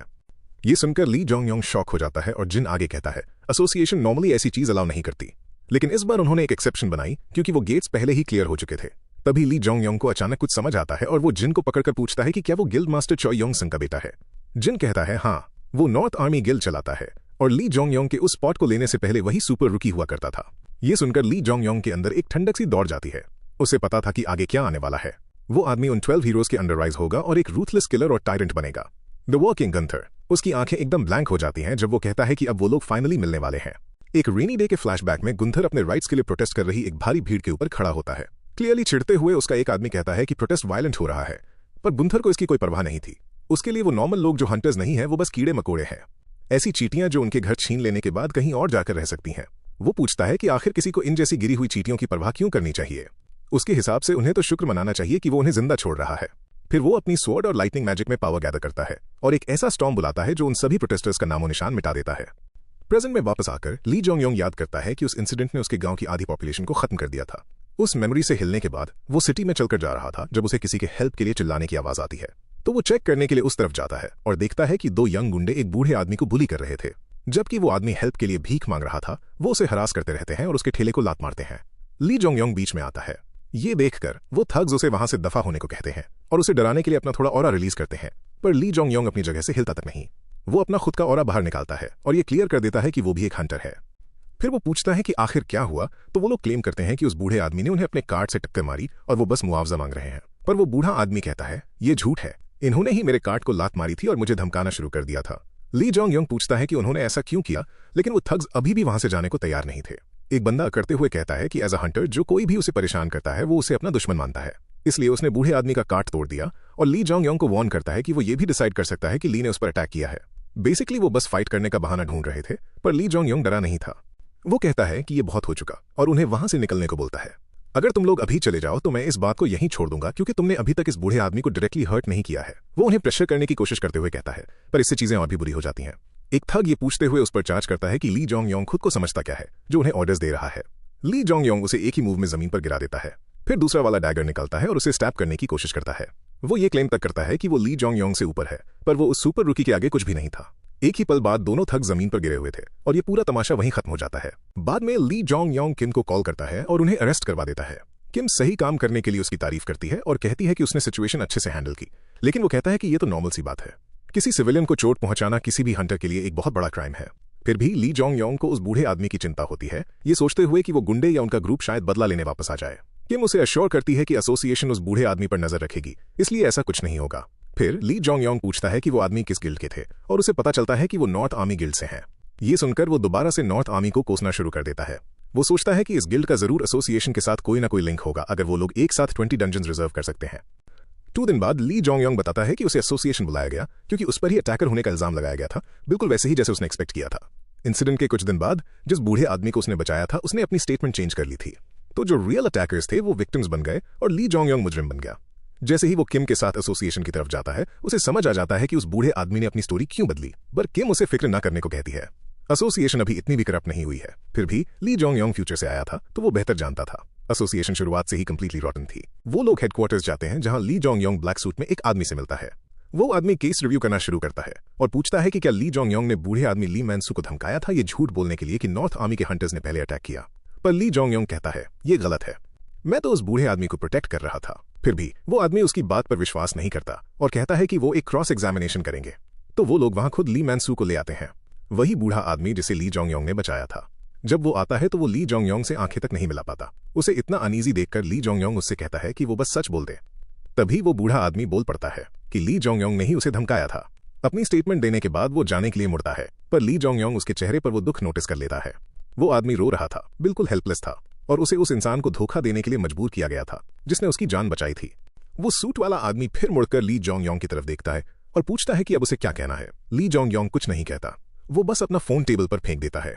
उस फोन पर एक वीडियो प्रूफ था जो दिखा रहा था कि उसने सच बोला था। उसने वो पूरी फाइट रिकॉर्ड कर ली थी। उस एविडेंस की वजह से उसे रिलीज कर दिया जाता है, लेकिन बाहर निकलते वक्त उसे रियलाइज होता है कि इसकी वजह से उस बूढ़े आदमी पर और भी बुरी पनिशमेंट आएगी। वो खुद को कोसता है, अपने दांत पीसता है और सोचता है कि वो अभी भी उतना स्ट्रांग नहीं बन पाया है। जैसे ही वो इस सब के पीछे उन लोगों पर गुस्सा होते हुए ऑफिस से निकलता है, वो देखता है कि सियोंग जीयू और किम उसका वेट कर रहे हैं। तभी वो बूढ़ा आदमी अचानक वहां आ जाता है। वो अपने घुटनों के बल गिर जाता है और ली जोंग योंग से माफी मांगता है। वो कहता है कि उन आदमियों ने उसकी पोती को धमकाया था और उसके पास उनसे लड़ने का कोई रास्ता नहीं था। किम गुस्से में आती है और पूछती है कि उसने सच बताने के लिए अब तक वेट क्यों किया, पर वो बूढ़ा आदमी कहता है कि उसकी ग्रैंड डॉटर खतरे में थी, इसलिए उसके पास कोई चॉइस नहीं थी। फिर भी वो गिल्ट उसे अंदर ही अंदर खा रहा था, इसलिए वो माफी मांगने आ गया। सियोंग जीयू उसे फिक्र न करने को कहता है। वो उसे घर जाने को बोलता है और as a guild master promise करता है कि वो उसकी ग्रैंड डॉटर को प्रोटेक्ट करेगा। इस बीच ली जोंग योंग वहां गुस्से से जलता हुआ खड़ा रहता है। फाइट रिकॉर्ड करना उसकी एक आदत बन चुकी थी जो उसने पास्ट में इतना ज्यादा अनफेयर ट्रीटमेंट सहने के बाद डाल दी थी। तभी उसे मैजिक की एक स्ट्रांग वेव फील होती है और वो मुड़ता है। वो चेक करता है कि ये कौन है और देखता है कि ये कोई इंपॉर्टेंट इंसान है। चॉय यांगसंग नॉर्थ आर्मी गिल्ड का लीडर चलते हुए पास आकर चॉय कहता है कि उसे नहीं पता था कि ली गिल्ड का मास्टर इस सुपर रूकी के इतना क्लोज है। किम ये सुनकर चौंक जाती है। उसने ये एक्सपेक्ट नहीं किया था कि लोगों को ये बात पता चल जाएगी और सोचती है कि क्या एसोसिएशन ने ली जोंग योंग की पर्सनल इन्फो लीक की है। चॉय हैंडशेक ऑफर करता है और सियोंग जीयू उससे मिलता है। फिर अचानक माहौल शार्प हो जाता है और सियोंग जीयू उसको एक वार्निंग देता है। वो कहता है कि अगर चॉय उसे और इस सुपर रूकी दोनों को अपना दुश्मन नहीं बनाना चाहता तो उसे फालतू की अटेंशन ड्रॉ करना बंद करना होगा। ये कहकर सियोंग जीयू हैंडशेक को टाइटन कर देता है। उस प्रेशर की वजह से चॉय तुरंत अपना हाथ पीछे खींच लेता है, पर सियोंग जीयू अभी रुकता नहीं है। वो अपने वर्ड्स करेक्ट करते हुए कहता है कि चॉय एक दुश्मन कहलाने के भी लायक नहीं है, इसलिए अगर उसे जिंदा रहना है तो उसको ठीक से बिहेव करना आना चाहिए। कुछ दिन बाद किम और ली जोंग योंग स्टारकैट्स नाम की एक कॉफी शॉप में मिलते हैं। किम फुर्ती हुई और गुस्से में होती है और पूछती है कि एक हंटर किसी सिविलियन को चोट पहुंचाकर बस एक फाइन भर के कैसे बच सकता है। ली जोंग योंग के लिए तो वैसे ये सब नॉर्मल चीजें हुआ करती थी। फ्यूचर में हंटर्स को ऑलमोस्ट कभी पनिश नहीं किया जाता, पर वो फिर भी पूछता है कि उस बूढ़े आदमी का क्या हुआ। किम एक्सप्लेन करती है कि एक हंटर के खिलाफ टेस्टिमनी में झूठ बोलना एक सीरियस क्राइम है। फिर भी क्योंकि ली जोंग योंग ने उस पर तरस खाया, उस बूढ़े आदमी को बस एक वार्निंग मिली। वो आगे बताती है कि वीडियो बाहर आने के बाद नॉर्थ आर्मी गिल्ड ने अपनी गलती मान ली थी, जिसकी वजह से उसकी पनिशमेंट कम करने में मदद मिली। ली जोंग योंग को रियलाइज होता है कि जरूर सियोंग जीयू ने ही पर्दे के पीछे कुछ स्ट्रिंग्स पुल की होंगी ये सब करवाने के लिए, और वो पूछता है कि नॉर्थ आर्मी गिल्ड ने इस पर रिएक्ट कैसे किया। अभी तक तो वो शांत बैठे हैं, पर ली जोंग योंग को पता था कि ये बात यहां खत्म नहीं होगी। वो गुंथर का फ्यूचर जानता था, एक कोल्ड चालाक कसाई जो आगे चलकर वॉर्किंग बनेगा। गुंथर लोगों को उनके किए का बदला जरूर देता था, इसलिए ली जोंग योंग को पता था कि रिटेलिएशन अभी आने वाला है। वो किम से कहता है कि वो नॉर्थ आर्मी गिल्ड पर नजर रखे और वो अग्री करती है। किम के बरअक्स ली जोंग योंग बिल्कुल भी शांत नहीं था। वो कहता है कि लोगों का हिसाब चुकाना उसका भी रूल है। बाद में ली जोंग योंग सियोंग जीयू के पास हेल्प के लिए जाता है। वो उससे एक रेड ज्वाइन करने को कहता है जो सियोंग जीयू को सरप्राइज कर देता है। ली जोंग योंग कहता है कि ये एक हाई रैंक गेट है और वो एक साथ मिलकर फाइट करने का वेट कर रहा है। सियोंग जीयू उसे वापस थैंक्स बोलता है। फिर टीम के बाकी मेंबर्स वहां आ जाते हैं और ली जोंग योंग उन्हें पहचान लेता है। सियोंग जीयू चो चुलियोंग और ली हैंग सू को इंट्रोड्यूस करवाता है। यही वो लोग थे जिन्होंने इस टाइमलाइन में आने के बाद उसकी जान बचाई थी। इतने टाइम बाद उनसे दोबारा मिलकर ली जोंग योंग खुद को इंट्रोड्यूस करता है और उनसे हालचाल पूछता है। जैसे ही वो गेट में एंटर करने के लिए रेडी होते हैं, वो नोटिस करता है कि वो वहां और किसी को नहीं पहचानता, और ये बात सेंस मेक करती थी। हाइमडल और ली गिल्ड दोनों को ही डीमन किंग के साथ साथ हिस्ट्री से पूरी तरह मिटा दिया गया था। जल्द ही सियोंग जीयू सी रैंक रेड स्टार्ट करने की अनाउंसमेंट करता है और सब लाइनअप हो जाते हैं। कहीं और नॉर्थ आर्मी गिल्ड के हेडक्वार्टर्स में वाइस गिल्ड मास्टर चो यांगसू गुस्से में आग बबूला हो रहा था। उसने गुंथर से पूछा कि क्या वो सच में सियोंग जीयू और ली जोंग योंग की इस बेइज्जती को ऐसे ही जाने देंगे। वो कहता है कि ये उनकी इमेज को हर्ट कर सकता है जबकि उनकी एक्सपेंशन इतनी सीरियस हो रही है, पर दूसरा वाइस गिल्ड मास्टर जंग मिन चंग इस बात से डिसएग्री करता है। वो कहता है कि उन्हें पहले गिल्ड के अंदर की प्रॉब्लम्स फिक्स करनी चाहिए, क्योंकि ये सब इसलिए हुआ क्योंकि वो लोग अपने ही मेंबर्स को कंट्रोल नहीं कर पाए। यांगसू ये सब सुनने को तैयार ही नहीं था। वो जिद करता है कि उनके मेंबर्स ने कुछ गलत नहीं किया और कहता है कि नॉर्मल लोग तो बस कीड़े मकोड़े हैं जो पैरासाइट्स की तरह हंटर्स के टुकड़ों पर पलते हैं, तो फिर उन्हें उस कचरे के सामने झुककर माफी क्यों मांगनी चाहिए। जंग मिनचंग ये सुनकर गुस्से से भड़क उठता है और पूछता है कि यांगसू का आखिर मतलब क्या है। चलो कम से कम उन पागलों की टोली में एक दिमाग वाला इंसान तो दिखा। पर यांगसू इसे एक चैलेंज की तरह लेता है और फाइट करने के लिए खड़ा हो जाता है। मिनचंग भी खड़ा हो जाता है और दोनों एक दूसरे को घूरने लगते हैं। इससे पहले कि कुछ शुरू हो, गुंथर उन्हें रुकने का ऑर्डर देता है। ऊपर से वो यांगसू की साइड लेता है और कहता है कि उनकी गिल्ड के रास्ते में आने के लिए ली जोंग योंग को इसकी पूरी कीमत चुकानी पड़ेगी। फिर भी वो उस वक्त ली जोंग योंग के बारे में थोड़ा क्यूरियस लगता है। गुंथर कहता है कि वो बहुत जल्दी अपना स्टेज सेट करेगा और नॉर्थ आर्मी गिल्ड को वेट करने, अपनी स्किल्स शार्प करने और न हारने को कहता है।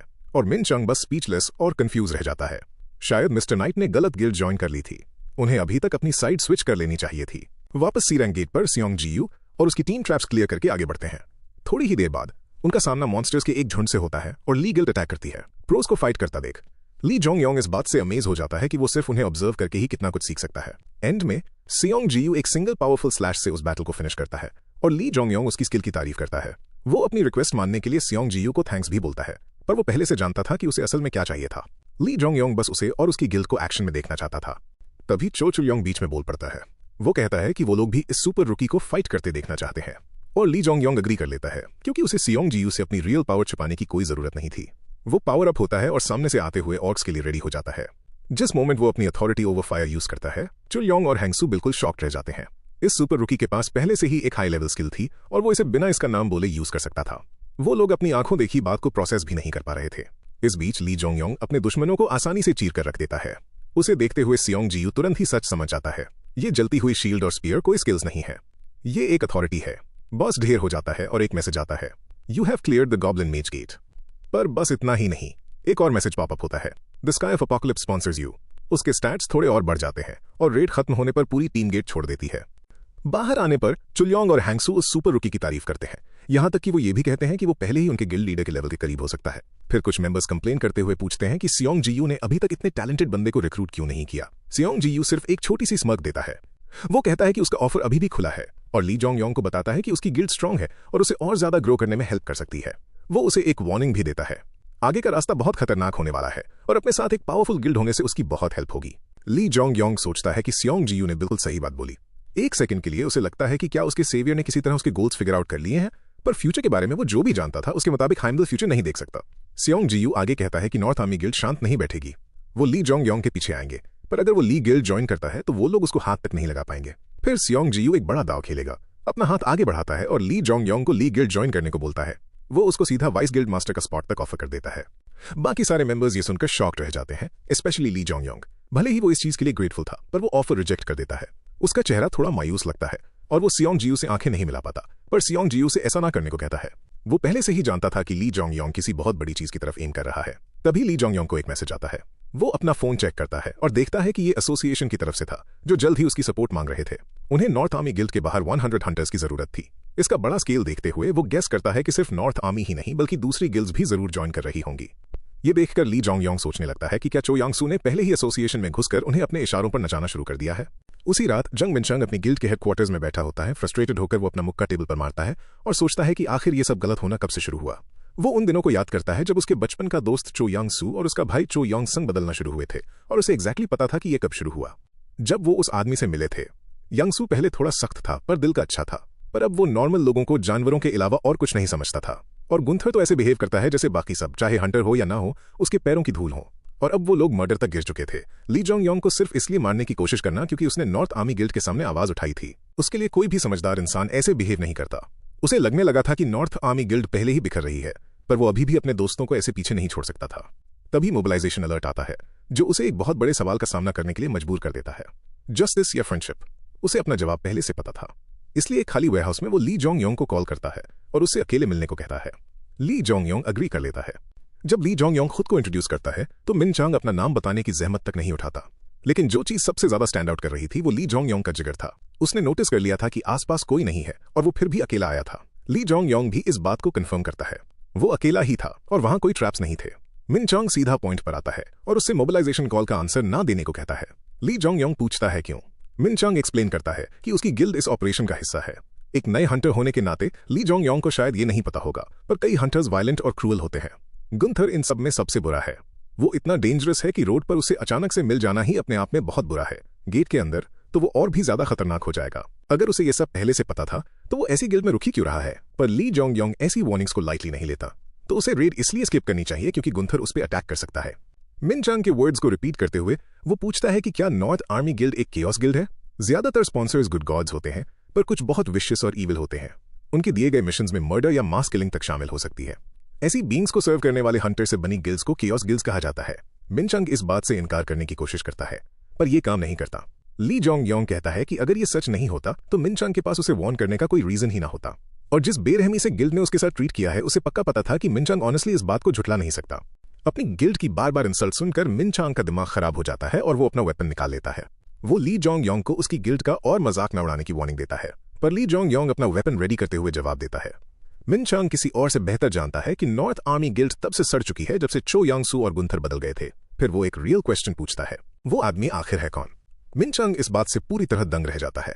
थोड़ी ही देर बाद वो वेयरहाउस से निकल जाता है, ये सोचते हुए कि ली जोंग योंग कितनी तेजी से ग्रो हुआ है। उस बंदे ने बस 1 महीने पहले ही अवेकन किया था, फिर भी वो अभी से एक ए रैंक हंटर को टक्कर दे सकता था।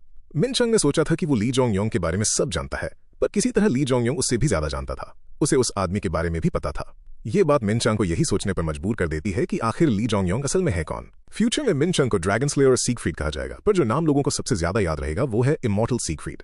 ली जोंग योंग के अकॉर्डिंग उसने डीमन किंग के अवतार और उसके बोन ड्रैगन को मारा था। इसी की वजह से स्पॉन्सर्स ने उसे एक अजीबोगरीब पावर दे दी थी, इमॉर्टैलिटी। लेकिन फ्यूचर में डीमन किंग के खिलाफ वॉर में जब वो गुंथर के अंडर सर्व कर रहा था तो उसके बचपन के दोस्त यांग सू ने उसको धोखा दे दिया था। वापस प्रेजेंट में ली जोंग योंग ने डिसाइड कर लिया था कि वो किसी भी हालत में मिन चांग को अपनी साइड में लाकर रहेगा। थोड़ा तो उसकी स्ट्रेंथ की वजह से, पर उससे भी ज्यादा उसके साफ दिल की वजह से। एक ऐसी गिल्ड जो अंदर से सड़ रही थी, बस वही अकेला बंदा उसे एक साथ जोड़े रखे था। अगले दिन ली जोंग योंग अपनी यूजुअल रेड्स पर वापस जाता है और लैंड ऑफ डेड को क्लियर करता है, पर एंड आते आते उसकी स्पीयर की पूरी ड्यूरेबिलिटी खत्म हो जाती है और उसके हाथों में राख बनकर टूट जाती है। उसकी अथॉरिटी का लेवल अप होने के बाद से ये बहुत ज्यादा होने लगा था।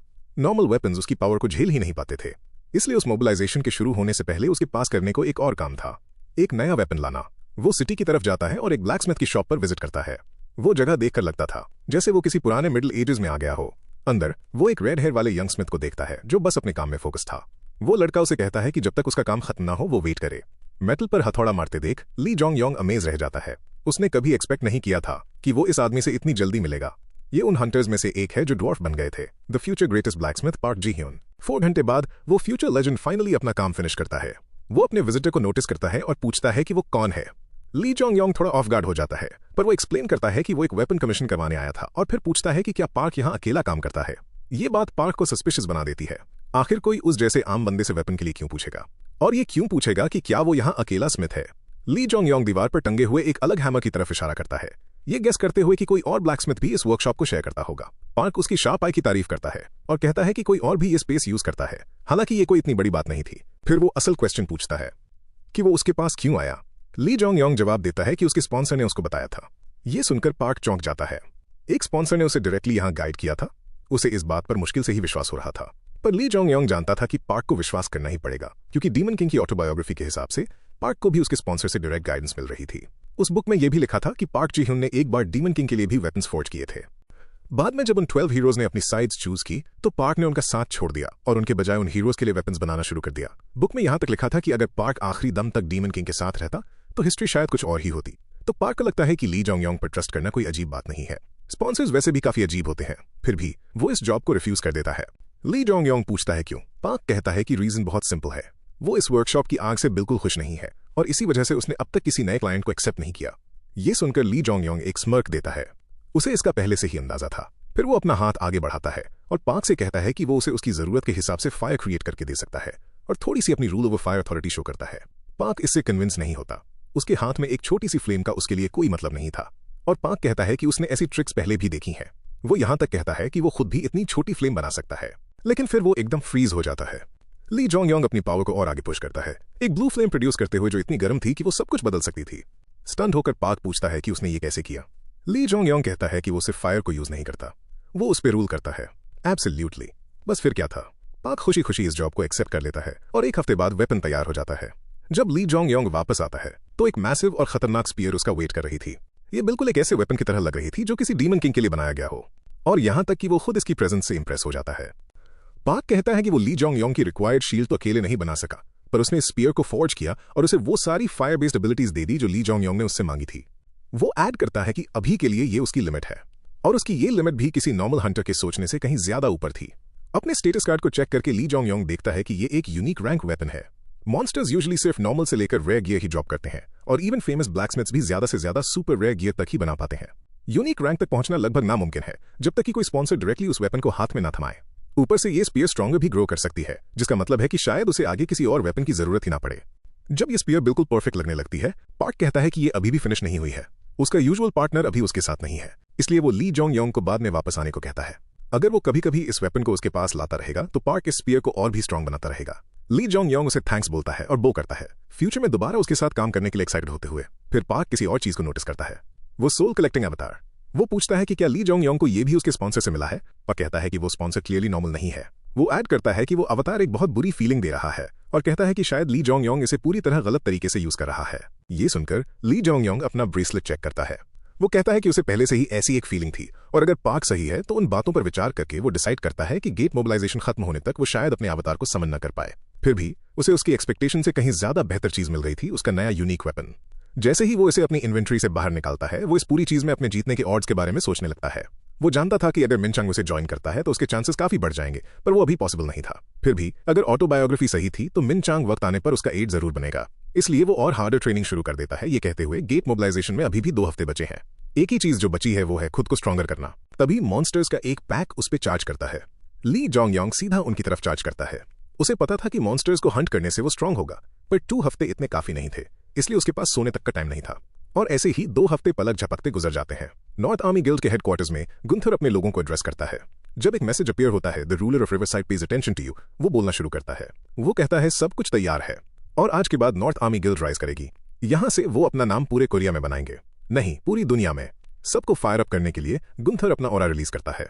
इसे सेंस करके मिनचंग नोट करता है कि वो कितना पावरफुल हो चुका है और कहता है कि गुंथर फाइनली पीक रैंक पर पहुंच चुका है। दूसरी तरफ यांगसू भी काफी इंप्रेस लग रहा था। वो कहता है कि सब कुछ बिल्कुल वैसा ही हो रहा है जैसा उस इंसान ने प्लान किया था। ऊपर से लगता है कि उन्होंने हीरो बनने की कंडीशंस भी पूरी कर ली हैं। इस बीच अपनी पावर शो ऑफ करने के बाद गुंथर चिल्लाता है कि आज दुनिया नॉर्थ आर्मी गिल्ड के नाम से कांपेगी। ये सुनकर पूरी भीड़ वाइल्ड हो जाती है। हालांकि वो लोग एक अजीब से ब्लू ग्लो में कवर थे और अंदर से बिल्कुल एम्प्टी लग रहे थे। वो अपने लीडर के लिए चीयर करते हैं, पर अपने दिमाग के अंदर गुंथर रिवील करता है कि उसे असल में क्या चाहिए। किंग का टाइटल। मुझे ये बंदा पसंद तो नहीं आया, पर सच में एक ग्रेट विलन तो लग रहा है। इस बीच किम ली जोंग योंग को मीटिंग स्पॉट पर ड्राइव करके ले जा रही थी। रास्ते में वो पूछती है कि क्या वो सच में जा रहा है। वो उसे रिमाइंड करवाती है कि वो वहां मर भी सकता है और कहती है कि नॉर्थ आर्मी वहां से कहीं ज्यादा बुरी है जितना वो सोच रहा है। वो एक रीसेंट केस का जिक्र करती है जहां एक गिल्ड जो नॉर्थ आर्मी के साथ गेट में एंटर हुई थी वो पूरी तरह वाइप आउट हो गई। ऑफ कोर्स क्योंकि वहां सब अंदर मारे गए थे, इसका कोई प्रूफ नहीं है, पर ये ऑब्वियस था कि वहां क्या हुआ था। ये सुनकर ली जोंग योंग कहता है कि उसे यकीन है कि ये उन्होंने ही किया था। किम अचानक ब्रेक्स मारती है और कार रोक देती है। फिर वो उस पर चिल्लाना शुरू कर देती है। ये सब जानने के बाद भी वो वहां जा रहा था। वो कहती है कि एसोसिएशन ली जोंग योंग की बहुत ज्यादा वैल्यू करती है, इसलिए अगर वो अभी बैकआउट कर लेगा तो वो उसे पनिश नहीं करेंगे। उसकी जान से बढ़कर कुछ नहीं है और वो उससे भीख मांगती है कि वो वहां ना जाए। उसे इस तरह देखकर ली जोंग योंग हल्का सा स्मर्क करता है। वो किम से कहता है कि उसे पहले से पता है कि जिंदा रहने से बढ़कर कुछ नहीं है और उसने बिना सोचे समझे इस सब के लिए साइन अप नहीं किया। उसके पास एक प्लान है और वो उन लोगों को सिखाना चाहता है कि एक ह्यूमन लाइफ की असल वैल्यू क्या होती है। उनकी बात खत्म होती है और वो वहां पहुंच जाते हैं जहां बाकी हंटर्स पहले ही जमा थे। वहां प्रेस भी थी जो अपने यूट्यूब चैनल्स के लिए इस बड़ी स्टोरी के पीछे पड़ी थी। पर बस इतना ही नहीं, सियोंग जियू भी वहां मौजूद था। उसे देखते ही ली जोंग योंग बात करने के लिए आगे बढ़ता है। वो पूछता है कि सियोंग जियू यहां क्यों आया, जबकि ली गिल्ड को तो इस रेड से पहले ही रिजेक्ट कर दिया गया था। उसके जवाब में सियोंग जियू कहता है कि वो नॉर्थ आर्मी गिल्ड को पहले ही अपना दुश्मन और सुपर रूकी को अपना दोस्त डिक्लेयर कर चुका है, इसलिए वो इस सब के दौरान शांत नहीं बैठ सकता। तभी वो गुंथर को स्पॉट करता है जो वहां से जाने से पहले उसे एक घटिया सी ग्रिन देता है। ये देखकर सियोंग जियू ली जोंग योंग को रोकने की कोशिश करता है, पर वो जानता था कि ये काम नहीं करेगा। वो उसे वार्न करता है कि गुंथर लोगों की सोच से कहीं ज्यादा स्ट्रॉन्गर है। भले ही एसोसिएशन उसे बी रैंक में लिस्ट करती है, पर वो असल में ए रैंक तक पहुंच चुका है। पर ली जोंग योंग तो ये सब पहले से जानता था, इसलिए अब वो बहुत कुछ नहीं कर सकता था। वो ली जोंग योंग की ग्रोथ की तारीफ करता है और बेंच पर बैठ जाता है। कहता है, मैं तुम्हारी ग्रोथ आगे भी देखना चाहता हूँ। मैं यहीं तुम्हारे वापस आने का वेट करूंगा। लेकिन ली जोंग योंग के लिए ये टाइम वेस्ट लगता है, इसलिए वो पूछता है क्यों। सियोंग जियू सिंपली आंसर देता है, अगर तुम बाहर नहीं आए तो मैं नॉर्थ आर्मी गिल्ड को भी वहां से जिंदा बाहर नहीं आने दूंगा। मानना पड़ेगा, ये टकला सच में बड़ा बैडएस बंदा है। ये सुनकर ली जोंग योंग भी थोड़ा सरप्राइज हो जाता है। वो कहता है, एक अकेला इंसान एक पूरी गिल्ड का सफाया करने की बात कर रहा है। सियोंग यू, तू पागल तो नहीं हो गया। जल्द ही एक अनाउंसमेंट आती है कि रेड शुरू होने वाली है। इसलिए सभी अपना फाइनल चेक कर लें और जमा हो जाएं। और इसके साथ ही ली जोंग योंग सियोंग जी यू से अलग होकर लाइन में लग जाता है। जैसे ही हंटर्स गेट में एंटर करते हैं, ली जोंग योंग को याद आता है कि इस जगह के बारे में क्या कहा गया था, द लिन रिवर गेट, जहां चॉय योंग संग हीरो बना था और जहां गुंथर और काउंटलेस हंटर्स मारे गए थे। लेकिन इस बार हिस्ट्री रिपीट नहीं होगी, ये चेंज होगी। जैसे ही ली जोंग योंग एक फर्म रिजॉल्व के साथ आगे बढ़ता है, वो कहता है इस जगह की ग्लोरी अब मेरी होगी। लेकिन जैसे ही सब अंदर जाते हैं, कुछ गड़बड़ हो जाती है। गेट के पास लाइट की एक अजीब सी बीम अपीयर होती है और गुंथर की शक्ल पर एक ट्विस्टेड सी स्माइल आ जाती है। शुरू हो गया, वो कहता है। अचानक एक मैसेज अपीयर होता है। गेट के स्पेशल ट्रेट की वजह से इसकी मैजिकल वैल्यू चेंज हो रही है। ये देखकर हंटर्स पैनिक कर जाते हैं। किसी को इस चीज के बारे में वार्न नहीं किया गया था। इस बीच जो आदमी गेट की एनर्जी चेक कर रहा था, वो भी चिल्लाने लगता है। वो कहता है कि गेट की डिफिकल्टी बी क्लास से बढ़कर B+ हो गई है। मुझे पर्सनली ये उतना बुरा नहीं लगा, पर हंटर्स जानते थे कि इसका एग्जैक्टली क्या मतलब था। हालांकि ली जोंग योंग पूरी तरह से काम था, जैसे वो इसका वेट कर रहा था। फिर अचानक मैसेजेस की एक बाढ़ सी आ जाती है। The gate special trait is activating, the gate's exit has been blocked. और जैसे मैसेज में लिखा था, एग्जिट अपना कलर चेंज करता है और हमेशा के लिए सील हो जाता है। ये देखकर हंटर्स और भी पैनिक करने लगते हैं और सोचते हैं कि क्या वो अब अंदर फंस चुके हैं, पर और मैसेजेस आने लगते हैं। Countless incarnations have gathered in one place. The sponsor is paying attention to you. The magical density is increasing.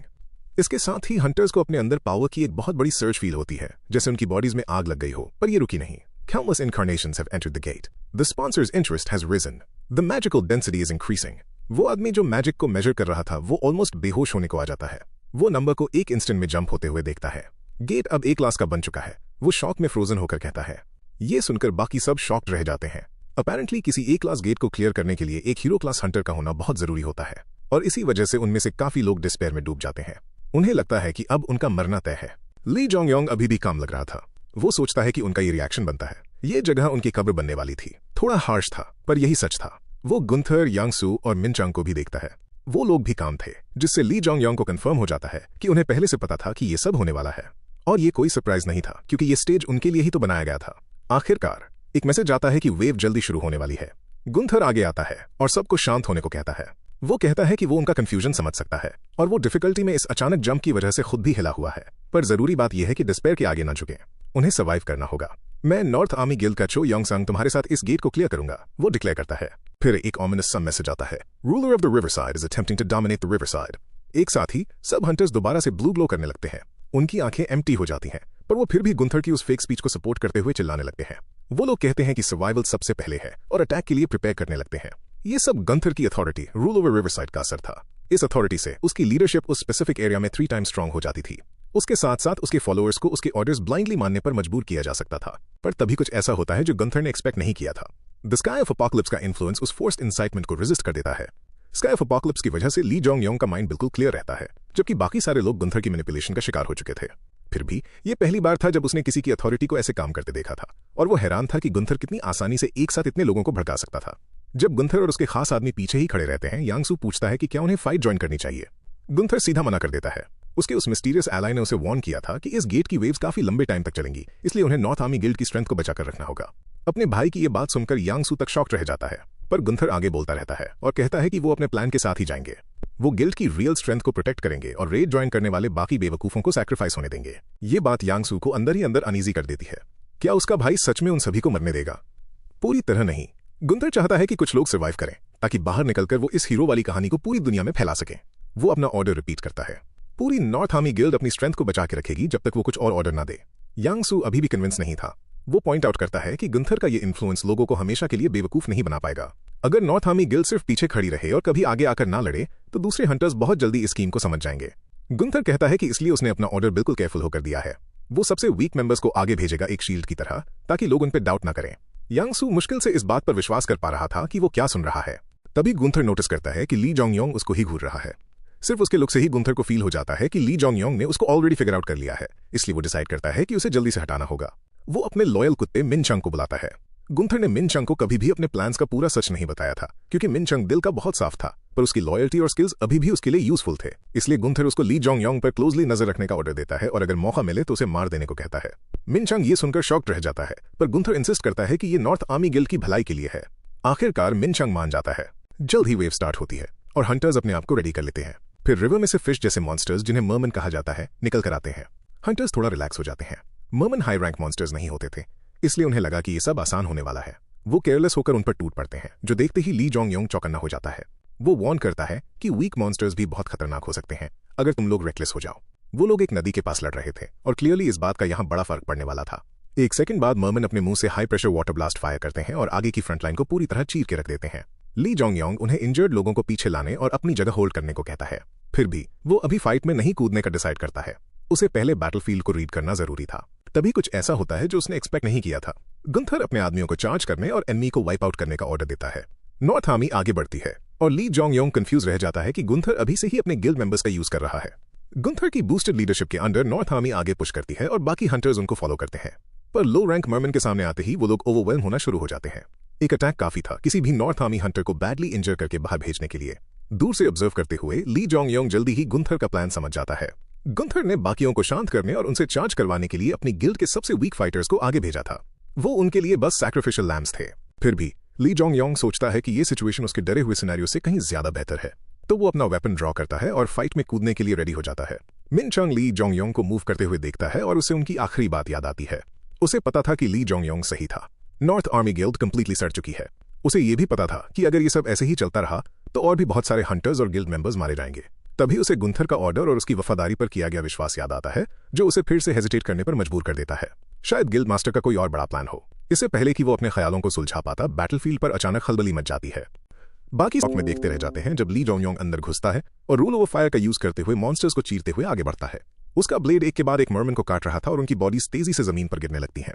पलक झपकते वो काउंटलेस एनिमीज को वाइप आउट कर देता है और सब हंटर्स चैन की सांस लेते हैं कि इतना स्ट्रॉन्ग कोई बंदा उनकी साइड से लड़ रहा था। ज्यादातर लोगों को पता ही नहीं था कि वो कौन है, क्योंकि वो अभी तक ज्यादा वेल नोन नहीं था। मिनचंग तक उसको फाइट करता देख स्टंड था। उसने सोचा था कि ली जोंग बस 10 दिन पहले तक उसके लेवल के बराबर था। तो क्या उसने पहले ही अपनी लिमिट्स को ब्रेक कर लिया था? कुछ देर बाद मैसेजेस अपीयर होते हैं कि करंटली वेव खत्म हो चुकी है। एक छोटा सा रेस्ट पीरियड स्टार्ट होता है। कुछ स्पॉन्सर्स अपने हंटर्स को ब्लेस करते हैं जबकि दूसरे दुश्मनों को हेल्प करते हैं। ली जोंग को एक अलग मैसेज आता है। The sky of apocalypse is extremely pleased with your performance. उसके स्टैट्स सीधा ट्रिपल हो जाते हैं। उसे काफी सारे नए लेवल्स मिल जाते हैं और मर्मन हंटर का टाइटल भी अनलॉक हो जाता है। और सिर्फ इतना ही नहीं, पूरी तरह एग्जॉस्ट होने के बावजूद वो नोटिस करता है कि अब दूसरे स्पॉन्सर्स भी उसमें इंटरेस्ट लेने लगे हैं। The guardian of the long lands और the symbol of the spherical उसे सपोर्ट करना चाहते थे, जबकि the king of the drenched उसकी तरफ हॉस्टिलिटी दिखाता है। ली जोंग सरप्राइज हो जाता है और सोचता है कि क्या वो भी बाकी स्ट्रॉन्गेस्ट हीरोज की तरह मल्टीपल स्पॉन्सर्स गेन कर सकता है। पर द स्काई ऑफ अपोकैलिप्स को ये आइडिया बिल्कुल पसंद नहीं आता। वो तुरंत बाकी सबको वहां से खदेड़ देता है और ली जोंग की होप्स वहीं टूट जाती हैं। फिर बाकी हंटर्स उसके पास भागते हुए आते हैं और पूछते हैं कि वो आखिर कौन है, किस गिल्ड से है और कहां से आया है। वो अभी भी अपनी आइडेंटिटी हाइड करके रखता है। इसके बजाय वो उन्हें बताता है कि ये अभी खत्म नहीं हुआ है, अभी बहुत सारी वेव्स आनी बाकी हैं और क्योंकि ये एक ए रैंक गेट है, उन्हें सर्वाइव करने के लिए और केयरफुल होना पड़ेगा। हंटर्स इस बात को एक्सेप्ट करते हैं और अपने ब्रेक को जितना हो सके उतना रिकवर करने में यूज करते हैं। जैसे ही वो अपने ग्रुप्स की तरफ वापस जाते हैं, ली जोंग गुंथर की तरफ देखता है जो उसे खून की प्यासी आंखों से घूर रहा था। ली जोंग उसको बस एक छोटी सी स्मर्क देता है। उसे पहले से ही पता था गुंथर ये प्लान बना रहा था कि सही वक्त पर आके हंटर्स को अपने इशारों पर नचाएगा, पर ली जोंग उसका पूरा प्लान बर्बाद करने वाला था। वो उसके स्कीम की ऐसी बैंड बजाएगा कि एंड में हंटर्स उसके बजाय ली जोंग को ही चूज करेंगे। फिर वो अपना स्टेटस चेक करता है और देखता है कि वो पहले ही लेवल 24 तक पहुंच चुका है। इस डेडली गेट में आने के बाद भी वो काफी खुश लग रहा था और सोच रहा था कि इससे वो लेवल 30 तक आसानी से पहुंच सकता है, जो उसकी आगे की ग्रोथ का बेस बनेगा। और अगर उसने सही पत्ता खेला तो बाकी हंटर्स भी उसे ही फॉलो करना शुरू कर देंगे। जल्द ही वेव्स दोबारा स्टार्ट होती हैं और चौथी वेव आते आते हंटर्स उसे सक्सेसफुली क्लियर कर लेते हैं। पर यहां तक कि ली जोंग भी अभी तक काफी थका हुआ लग रहा था। बाकी लोगों की हालत भी काफी बुरी हो चुकी थी और इस बार 4 लोग मारे भी गए थे। ये सब लोगों के दिमाग में डर बिठा देता है कि क्या उनमें से कोई भी सच में इस जगह से जिंदा बाहर निकल पाएगा। ली जोंग काफी गुस्सा था। वो चाहता था कि कोई डेथ्स ना हो, पर वो टेक्निकली रियलिस्टिक नहीं था, इसलिए वो अपना सारा गुस्सा गुंथर और नॉर्थ आर्मी गिल्ड पर निकालता है। वो पूछता है कि वो लोग अभी भी सीरियसली फाइट क्यों नहीं कर रहे हैं।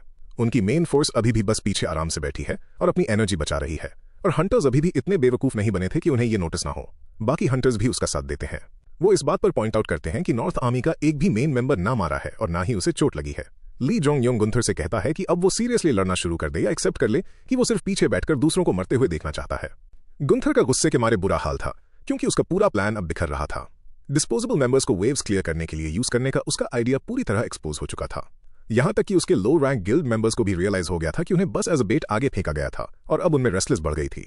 गुस्से की आग में जलते हुए गुंथर सोचता है कि जो चांस उसे मिलना था वो इस बास्टर्ड ने उससे छीन लिया। फिर भी वो अभी के लिए ऐसे ही कंटिन्यू करने का सोचता है, ये देखने के लिए कि आगे क्या होता है। उसकी समझ के हिसाब से उसे अभी भी यही लग रहा था कि ली जोंग और उसके लेवल में एक बहुत बड़ा गैप है और ली जोंग शुरू से ही पूरी बैटल को अकेले खींच रहा है, जिससे वो काफी थक भी चुका था। थोड़ी ही देर में 5th वेव शुरू होती है। इस बार वाटर से एक मिड बॉस भी निकलकर बाहर आता है। ये एक मैसिव वाटर गोलम था और हंटर्स को इस बात का कोई अंदाजा नहीं था कि इतनी बड़ी किसी चीज से कैसे लड़ा जाए। फिर वो वाटर गोलम अपना पहला अटैक करता है। वो एक बहुत बड़ी वाटर कैनन फायर करता है। ली जोंग योंग सबको डॉज करने को चिल्लाता है और जैसे ही वो ब्लास्ट जमीन पर एक गहरा क्रेटर बनाता है, सब लोग बाल बाल बचते हैं। उसकी पावर देखकर सभी हंटर्स पैनिक करने लगते हैं, पर फिर भी वो लोग वापस फाइट बैक करने की कोशिश करते हैं। रेंज्ड हंटर्स अपने एरोज फायर करते हैं, पर वो वाटर गोलम के आर पार निकल जाते हैं। फ्रंट लाइनर्स भी उसे हर्ट नहीं कर पाते। अब हर कोई यही सोच रहा था कि आखिर उस मॉन्स्टर को कैसे हराया जाए जो फिजिकल अटैक्स को इग्नोर कर देता है। तभी ली जोंग योंग अपनी स्पीयर और अथॉरिटी रेडी करके आगे आता है। वो ऊपर जंप करता है और गोलम के फेस पर जोर से स्लैम करता है। इस बार उसे सच में डैमेज पड़ता है। हंटर्स स्टन रह जाते हैं कि उसने एक ऐसी चीज को हर्ट कर दिया जिसे वो लोग टच तक नहीं कर पा रहे थे। वो सोचने लगते हैं कि आखिर ये बंदा है कौन, पर ली जोंग योंग कामली इस ट्रिक को एक्सप्लेन करता है।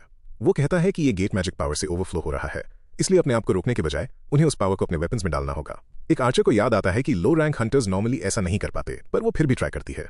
उसे सरप्राइज करते हुए वो जल्दी ही इस ट्रिक को समझ जाती है और वाटर गोलम पर फायर करती है। इस बार उसका एरो डैमेज डील करता है और बाकी लोगों को भी कॉन्फिडेंस आने लगता है। अब जब उनके अटैक्स काम कर रहे थे तो वो दोबारा से चार्ज कर देते हैं। इस बीच ली जोंग योंग नोटिस करता है कि गोलम स्लोली डैमेज तो ले रहा है, पर वो जानता था कि ये अटैक्स इस जैसे हाई रैंक मॉन्स्टर को मारने के लिए काफी नहीं होंगे। फिर भी उसके पास अपना आखिरी मूव बचा था। वो अपनी स्पीयर में फ्लेम्स को चैनल करता है और गोलम की चेस्ट पर एम करता है। इसे मारने के लिए उसे उसके अंदर की मैजिक कोर को तोड़ना होगा, लेकिन अभी टाइमिंग सही नहीं थी, इसलिए वो एक परफेक्ट ओपनिंग का वेट करता है और जल्द ही वो आ जाती है। वाटर गोलम एक और वाटर कैनन प्रिपेयर करता है, जबकि बाकी सब डॉज करने के लिए इधर उधर भागते हैं। ली जोंग योंग के लिए ये एक परफेक्ट चांस था। उसकी कोर अब एक्सपोज हो चुकी थी, यही उसका शॉट था। वो अपनी पूरी ताकत के साथ अपनी स्पीयर फेंकता है और वो सेकंड्स में गोलम तक पहुंच जाती है। मॉन्स्टर ऑफ गार्ड पकड़ा जाता है जैसे ही स्पीयर उसकी चेस्ट को पियर्स करती है और उसकी कोर को शैटर कर देती है। ली जोंग योंग जीत जाता है और मैसेजेस की एक बाढ़ आना शुरू हो जाती है। उसने मिड बॉस को हरा दिया था और कई स्पॉन्सर्स उसे नोटिस करते हैं। कुछ अमेज थे, जबकि बाकी एक स्पेसिफिक इनकारनेशन पर फोकस कर रहे थे। फिर ली जोंग योंग अपनी स्पीयर को वापस बुलाता है और वो एक बूमरैंग की तरह उड़कर उसके हाथ में आ जाती है। वो कहता है कि ये रिटर्न नाम की एक स्किल है जो उसे तब मिली थी जब उसकी मस्पल स्पीयर लेवल अप हुई थी। वो कैजुअली कहता है कि ये काफी यूजफुल है, जबकि बाकी हंटर्स उसको बस शॉक में घूरते रह जाते हैं। तभी उनमें से एक को न्यूज से एक रूमर याद आता है, एक अजीब हंटर जो एक लंबी स्पीयर और शील्ड के साथ फाइट करता है। वो हंटर कोई और नहीं बल्कि वही मॉन्स्टर्स न्यूबी था जिसे द सुपर रुकी कहा जाता था, और वो अब बिल्कुल उनके सामने खड़ा था। भीड़ खुशी से झूम उठती है। कुछ कहते हैं कि ली जोंग योंग कम से कम ए रैंक तो होगा ही, जबकि बाकी सोचते हैं कि वो पहले से ही हीरो क्लास बन चुका है। पहली बार उन्हें रिलीफ फील होता है, ये विश्वास होते हुए कि ये सुपर रुकी उन्हें विक्ट्री तक ले जाएगा और सबको जिंदा बाहर निकाल लाएगा। इस बीच ली जोंग योंग अपने मैसेजेस चेक करता रहता है। वो दोबारा लेवल अप हो गया था। गोलम को मारने के रिवॉर्ड्स अर्न किए, जिसमें एक वाटर जेम शामिल था, और उसे one who defeated the water golem की अचीवमेंट भी मिल गई। ऊपर से द स्काई ऑफ अपोकलिप्स उस पर मुस्कुरा रहा था, जिसने उसके स्टैट्स को और भी ज्यादा बूस्ट कर दिया। दूसरे स्पॉन्सर्स भी ली जोंग योंग में इंटरेस्ट दिखाना शुरू करते हैं और वो एक्साइट हो जाता है, ये सोचते हुए कि शायद बाकी हीरोज की तरह वो भी मल्टी स्पॉन्सर्ड बन सकता है। लेकिन पहले की तरह द स्काई ऑफ अपोकलिप्स अपना डिस्प्लेजर दिखाता है और बाकी सब पीछे हट जाते हैं। लगता है किसी को जलन हो रही है। ये देखकर ली जोंग योंग का दिमाग खराब हो जाता है। वो कहता है कि अगर उसके प्लेयर ट्रेड की पावर इतनी स्ट्रांग ना होती तो वो अपने करंट स्पॉन्सर को अभी डिच कर देता। फिर उसे याद आता है कि डीमन किंग ने भी एंड तक मल्टी स्पॉन्सर्स को रिफ्यूज किया था, जिससे उसे रियलाइज होता है कि डीमन किंग इस सेम लिमिट के अंडर कितना क्रेजी स्ट्रांग बन गया होगा। इस बात से डीमन किंग के लिए उसकी रिस्पेक्ट और भी बढ़ जाती है। इस बीच ली जोंग योंग को देखते हुए गुंथर अपने सब्र की लिमिट क्रॉस कर रहा था। उसे समझ नहीं आ रहा था कि ली जोंग योंग इतनी जल्दी इतना स्ट्रांग कैसे हो गया। गुंथर ने सोचा था कि वो बस बी टियर के आसपास होगा, पर अब वो एक ए रैंक के ज्यादा क्लोज लग रहा था। ये ख्याल ही गुंथर को पागल कर रहा था और वो गुस्से से ली जोंग योंग का नाम चिल्लाता है। फिर मिनचांग उसके पीछे आती है और कहती है कि उन्हें अभी आगे बढ़ना होगा। उसे पता था कि ये गुंथर के प्लान का हिस्सा नहीं था और वो कहती है कि वो यहाँ ऐसे ही खड़े नहीं रह सकते जबकि और लोग मर रहे हैं। गुंथर पूरे गुस्से के साथ उसकी तरफ मुड़ता है, पर मिनचांग पीछे नहीं हटती। अगर प्लान फेल हो गया, वो कहती है, तो एक नया बनाओ और एक्ट करो। वो गुंथर को गिव अप करने को भी कहती है। गुंथर जानता था कि इसका क्या मतलब है, ली जोंग योंग को मारने का इरादा छोड़ देना। वो गुस्से से लाल हो जाता है और कहता है कि ये बकवास है। वो किसी नए न्यूबी से नहीं हारेगा। उसने नॉर्थ आर्मी को बनाया है और वो एक ऐसा हंटर बनेगा जो दुनिया को सपोर्ट करेगा। फिर वो अपना वेपन समन करता है और अपनी गिल्ड को अपनी फुल पावर यूज करके इस गेट को क्लियर करने का ऑर्डर देता है। उसकी अथॉरिटी के अंडर गिल्ड मेंबर्स लड़ने के लिए फायर अप हो जाते हैं और गुंथर डिक्लेयर करता है कि एक किंग का प्राइड कभी नहीं झुकता। लेकिन फिर वो मुड़ता है और कुछ ऐसा देखता है जो उसने कभी एक्सपेक्ट नहीं किया था। मिनचांग उसकी साइड छोड़ चुकी थी और उसने अपना हेलमेट फेंक दिया था। एक फ्लैशबैक में हमें पता चलता है कि गुंथर ने खुद उसे वो हेलमेट दिया था। जब मिनचांग वाइस गिल्ड लीडर बनी थी, गुंथर को लगा था कि उसका सॉफ्ट फेस उनके रफ मेंबर्स के बीच एक प्रॉब्लम बनेगा, इसलिए उसने उसे वो हेलमेट दिया था। तब से लेकर अब तक वो हेलमेट गुंथर के लिए मिनचांग की वफादारी की निशानी था। अब गुंथर को लगता है कि कुत्ता अपने ही मालिक को काट रहा है और वो उस हेलमेट को अपने पैरों तले कुचल देता है। फिर वो बैटलफील्ड की तरफ वापस देखता है और अपने आदमियों को मौत की तरफ आगे बढ़ते हुए देखता है। बैटलफील्ड पर नॉर्थ आर्मी के हंटर्स फाइनली अपनी स्ट्रेंथ दिखाने की कोशिश करते हैं। वो पूरी ताकत से चार्ज करते हैं और जल्दी जल्दी मर्मन को काटना शुरू कर देते हैं, प्राउडली अपनी पावर शो ऑफ करते हुए। लेकिन ली जोंग योंग के आगे वो बिल्कुल भी कंपेयर नहीं होते। सुपर रूकी के सामने उनके अटैक्स बहुत छोटे लग रहे थे, यहां तक कि वो खुद भी बता सकते थे कि ली जोंग योंग पूरी तरह से एक अलग लेवल पर है। बाकी हंटर्स बस इस बात से खुश थे कि वो उनकी साइड पर है, ये कहते हुए कि सुपर रूकी के यहां होने से ये वेव आसान हो जाएगी। फिर भी बैटल चलती रहती है और ली जोंग योंग एक अलग ही रैम्पेज मचा रहा था। फिर उसे एक और मैसेज आता है कि वो दोबारा लेवल अप हो गया है। वो स्माइल करता है और खुद को एक्सप्लेन करता है कि भले ही ऐसा लग रहा हो कि उसका स्टैमिना पूरी तरह बर्न हो रहा है, पर असल में हर लेवल अप से वो रिकवर होता जा रहा है और भी स्ट्रॉन्गर बन रहा है। अचानक एक मर्मन पीछे से उस पर एम्बुश करने की कोशिश करता है, पर कोई उसे सही वक्त पर वार्न कर देता है। ली जोंग योंग तुरंत उसे मार गिराता है और तभी एक व्हाइट हेयर वाली लड़की आगे आती है और उसे अपनी पीठ का ध्यान रखने को कहती है। ली जोंग योंग सार्केज्म के साथ जवाब देता है और फिर रिवील करता है कि ये लड़की एक्चुअली में फियर्ड अ रैंक हंटर जंग होजिन है, जिसे सब अब तक मिन चांग समझ रहे थे। इसके बाद वो जल्दी से उसके पास से निकल जाता है और वापस फाइट करने लगता है। ये देखकर मिन चांग थोड़ा डाउन फील करती है, ये सोचते हुए कि ली जोंग योंग उससे डिसअपॉइंटेड है। फिर भी वो अब वहां ऐसे ही खड़े रहने से मना कर देती है। वो कहती है कि उससे जो हो सकेगा वो करेगी और फाइट में कूद पड़ती है, ली जोंग योंग को ये दिखाना चाहते हुए कि उसने लोगों को बचाने के लिए उस गिल्ड को छोड़ा है। आखिरकार 9th वेव खत्म होती है, पर इसकी कीमत बहुत भारी थी। वहां बहुत सारे लोग मारे गए थे और वुंडेड थे, और लोग अपने इंजर्ड दोस्तों को पकड़े हुए पोशंस या हीलर्स के लिए भीख मांग रहे थे। यहां तक कि ली जोंग योंग भी ये नजारा देखकर हिल जाता है। वो कहता है कि ये बिल्कुल नरक है। वो यहाँ 100 से ज्यादा लोगों के साथ आए थे और अब आधे से ज्यादा लोग मारे जा चुके थे। पीछे से मिन चांग उससे पूछती है कि क्या वो ठीक है और वो हाँ कहता है, पर तभी कुछ नॉर्थ आर्मी मेंबर्स वहां आकर उन्हें इंटरप्ट करते हैं और मिन चांग को एक ट्रेटर और कचरा बुलाते हैं। वो लोग उसे धमकाते भी हैं, ये कहते हुए कि वो देखेंगे कि क्या वो इस रेड के एंड तक जिंदा बचती भी है या नहीं। मिन चांग अपना सिर झुका लेती है, जो क्लियरली हर्ट थी, और ली जोंग योंग हैरान था कि वो उसे इतनी बुरी तरह ट्रीट कर रहे थे, जबकि वो उनकी वाइस गिल्ड मास्टर हुआ करती थी।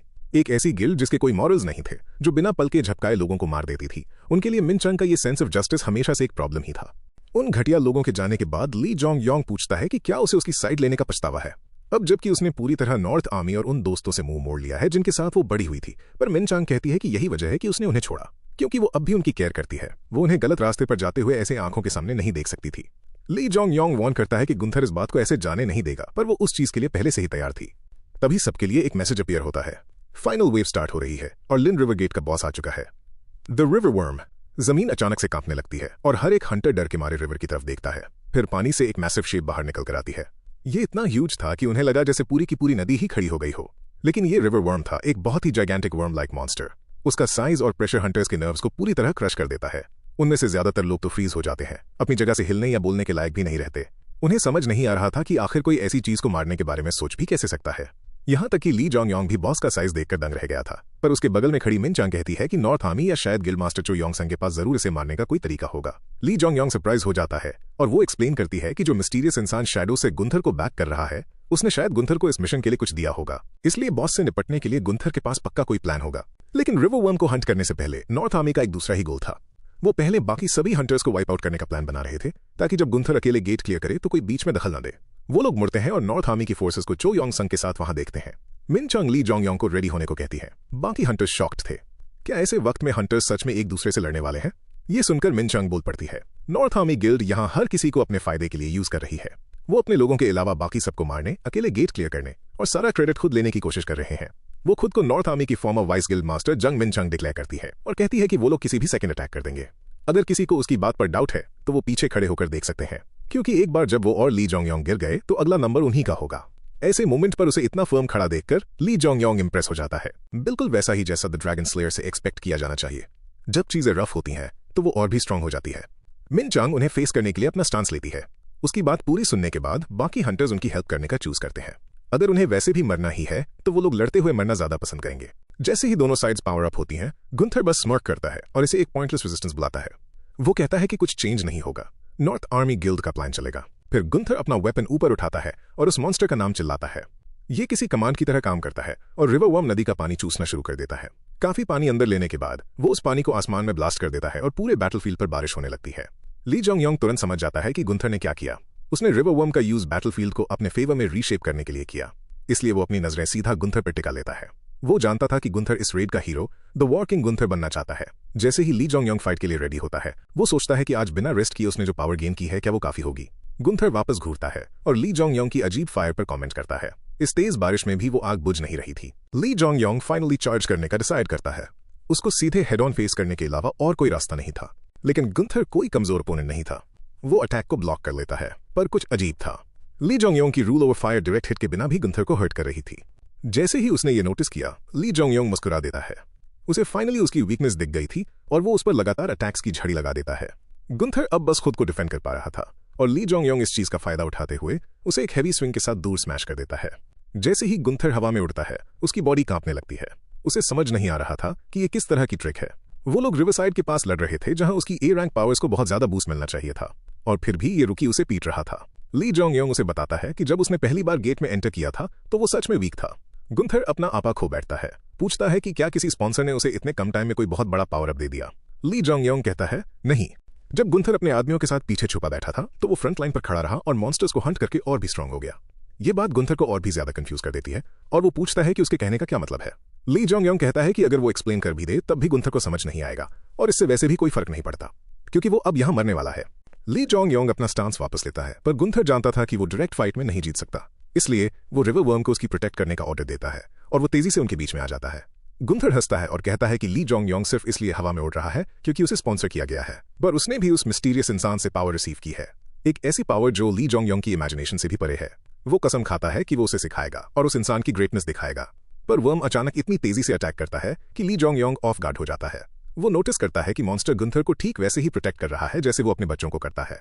जैसे ही वर्म गुंथर के पीछे आता है, ली जोंग योंग को अपनी ओपनिंग दिख जाती है। बिना एक सेकंड वेस्ट किए वो अपनी टॉप स्पीड पर आगे दौड़ता है और गुंथर को पूरी तरह सरप्राइज कर देता है। कहीं और बैटलफील्ड पर उस अफरातफरी के बीच मिन चांग और चो यांगसू भी फाइट कर रहे थे। दोनों में से कोई भी खुद को रोक नहीं रहा था। दोनों एक दूसरे को मारने की कोशिश कर रहे थे। जब उनके क्लैश से धूल का एक बादल सा उड़ता है तो यांगसू उसके क्लोज आने के लिए इसका यूज करता है। वो मिन चांग से कहता है कि वो अभी भी अपने घुटनों पर गिर के भीख मांग सकती है और वो उसकी जान बख्श देगा। वो पूछता है कि क्या उसे सच में लगता है कि ली जोंग योंग गुंथर को हरा पाएगा और इंसिस्ट करता है कि आखिर में नॉर्थ आर्मी गिल्ड ही खड़ी रहेगी, पर मिन चांग झुकने वालों में से नहीं थी। वो पूछती है कि उसे आखिर क्या हो गया है, क्या वो और उसका भाई उस कसम को भूल गए हैं जो उन्होंने मिलकर इंसानियत को प्रोटेक्ट करने के लिए खाई थी। वो ये क्वेश्चन सीधा उस पर फेंकती है जबकि वो फाइट करते रहते हैं, अपनी हर एक स्ट्राइक में अपनी फीलिंग्स डालते हुए। वो एक दूसरे को सांस लेने का थोड़ा सा भी रूम दिए बिना बार बार टकराते हैं। वापस माउंटेन के पास रिवर वर्म शांति से खड़ा हुआ था और उसकी आंखें ब्लू ग्लो कर रही थीं, जबकि ली जोंग योंग और गुंथर वहां कहीं दिखाई नहीं दे रहे थे। ऐसा इसलिए था क्योंकि ली जोंग योंग ने एक डेस्परेट मूव खेला था और खुद को और गुंथर दोनों को उस वर्म के पेट के अंदर फोर्स कर दिया था। गुंथर जिसे पसीने छूट रहे थे ऐसी अजीब चीज ट्राई करने के लिए उसे पागल बुलाता है, पर ली जोंग योंग उसकी बात काट देता है और कहता है कि शुरू से यही उसका प्लान था। वो वेट कर रहा था कि रिवर वर्म कब गुंथर को निगले। जब एक रिवर वर्म अपने बच्चों को इस तरह प्रोटेक्ट करता है तो वो उन्हें अपनी बॉडी के अंदर सेफ रखने के लिए निगल लेता है, और चाहे स्पीशीज कोई भी हो, वर्म्स अंदर से कंप्लीटली ड्राई होते हैं। ये अजीब सी नॉलेज सच में बहुत मैटर कर रही थी। ली जोंग योंग क्लियरली इसके लिए प्रिपेयर्ड होकर आया था। वो वर्म के इनर फ्लैश में अपनी स्पीयर घुसा देता है और अपनी फ्लेम्स रिलीज कर देता है। वो एक्सप्लेन करता है कि वर्म के स्टमक के अंदर रिवरसाइड की पावर जो गुंथर को उसके स्पॉन्सर से मिली थी वो आधी रह जाएगी, जबकि उसकी खुद की फायर कंट्रोल और भी कहीं ज्यादा स्ट्रांग हो जाएगी। फिर सिस्टम मैसेजेस अपीयर होते हैं। Muspel spear has absorbed the flame, its fire resistance is temporarily increased, its attack power rises as well.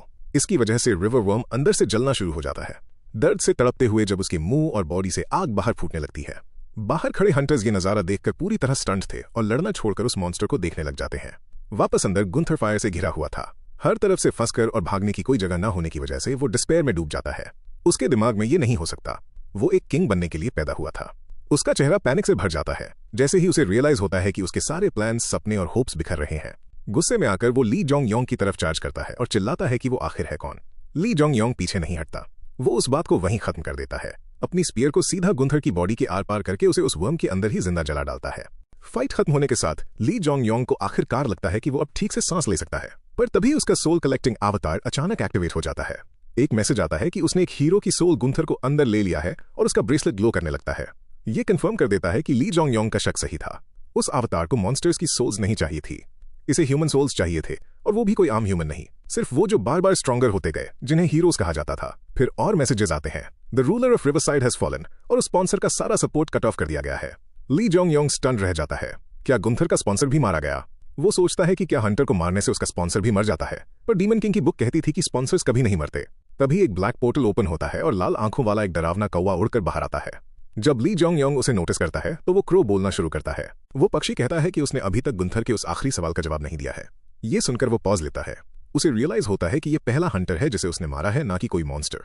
वो जानता था कि वो डीमन किंग के रास्ते पर चल रहा है, किसी पीसफुल इंसान के रास्ते पर नहीं, पर उसे इससे भी आगे जाना था, इसलिए वो अपना माइंड मेकअप कर लेता है। इस दुनिया को चेंज करने के लिए वो कोई भी शर्म या पाप सहने को तैयार है। वो डीमन किंग से भी आगे जाएगा। फिर वो उस क्रो को जवाब देता है, खुद को द डीमन गॉड बुलाते हुए। ये सुनकर द स्काई ऑफ अपोकलिप्स उसकी चॉइस एक्सेप्ट कर लेता है और वो कौवा काफी खुश लगता है। वो कहता है कि उसका जवाब काफी इंटरेस्टिंग था और प्रॉमिस करता है कि वो जल्द ही दोबारा मिलेंगे। फिर वो वहां से चला जाता है। ली जोंग योंग उसे अपने मास्टर को सब कुछ रिपोर्ट करने को कहता है। थोड़ी ही देर बाद रिवर वर्म भी मर जाता है। इससे मैसेजेस की एक और बार ट्रिगर हो जाती है। Greatest contribution, essence of water और रिवर वर्म को हंट करने और रिवर को कॉन्कर करने की अचीवमेंट्स। वो लेवल अप होता है और फिर वहीं ढेर हो जाता है क्योंकि उसकी बॉडी अभी भी जल रही थी। हंटर्स फाइट करना रोक देते हैं और उस मॉन्स्टर की कॉप्स को घूरते हैं, ये देखने का वेट करते हुए कि आखिर जिंदा कौन बचा। फिर ली जोंग योंग मिस्ट से बाहर आता है एज अ विनर, जिसे देखकर बाकी लोग उसकी प्रेज से वाइल्ड हो जाते हैं। पर हर कोई खुश नहीं था। मिन चांग उसे आवाज लगाती है क्योंकि चो यांगसू भागते हुए उसकी तरफ आ रहा था। अपने भाई के हारने से बौखलाकर वो कूदता है और अंधे गुस्से में ली जोंग योंग पर अटैक कर देता है। अपने भाई के साथ जो कुछ भी हुआ उसका ब्लेम उस पर डालते हुए और कहते हुए कि उसने सब कुछ रूइन कर दिया। वो उनके सारे प्लान्स और एफर्ट्स के बारे में चिल्लाता है। उसका ब्लो इतना हैवी था कि ली जोंग योंग भी पीछे हटने लगता है।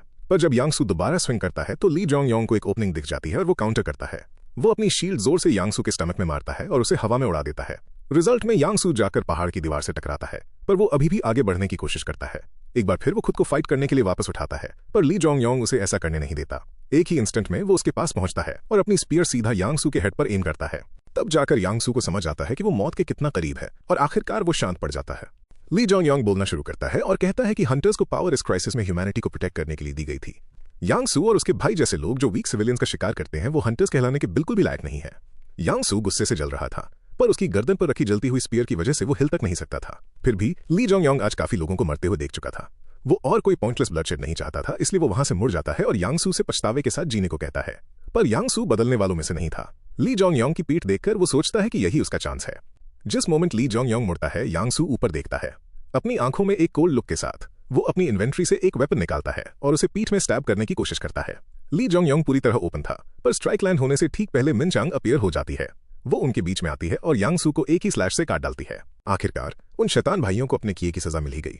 किसी ऐसे के हाथों काटे जाने पर जिसे वो कभी अपना दोस्त कहता था, यांगसू पूछता है कि वो ऐसा कैसे कर सकती थी, पर इससे पहले कि वो बात पूरी कर पाता वो जमीन पर गिर जाता है और वहीं ढेर हो जाता है।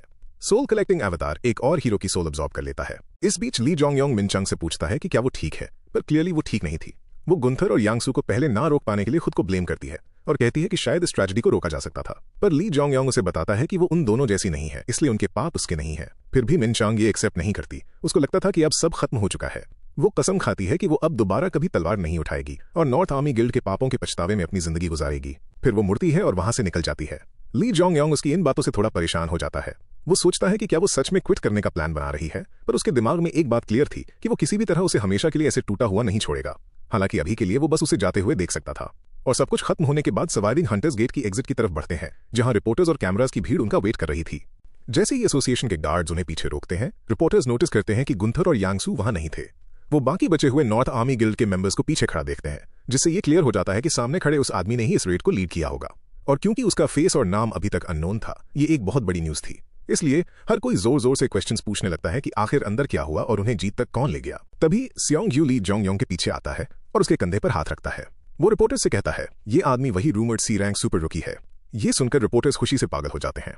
न सिर्फ ये सुपर रुकी का पहला पब्लिक रिवील था, बल्कि फेमस ली गिल्ड का लीडर सियोंग जियू भी उसे ओपनली जानता था। फिर भी सियोंग जियू अभी रुका नहीं था। वो कहता है कि हंटर्स अभी एक नरक जैसे गेट से वापस आए हैं और उन्हें रिकवर होने के लिए टाइम चाहिए। उसके अकॉर्डिंग हर किसी को सर्वाइवर्स की रिस्पेक्ट करनी चाहिए और उन ब्रेव लोगों के लिए शोक मनाना चाहिए जो वापस नहीं आ सके। उसके इन वर्ड से पूरी भीड़ तालियां बजाने लगती है, जिससे उन हंटर्स को कंफर्ट का एक छोटा सा पल मिल जाता है। लेकिन यहाँ सेलिब्रेट करने जैसा कुछ नहीं था। ये एक ऐसा गेट था जहां 110 लोग अंदर गए थे, पर उस स्पेशल गेट से सिर्फ 39 लोग ही जिंदा वापस आए। उस लॉस की वजह से ली जोंग योंग के चेहरे पर एक सैड लुक आ जाता है।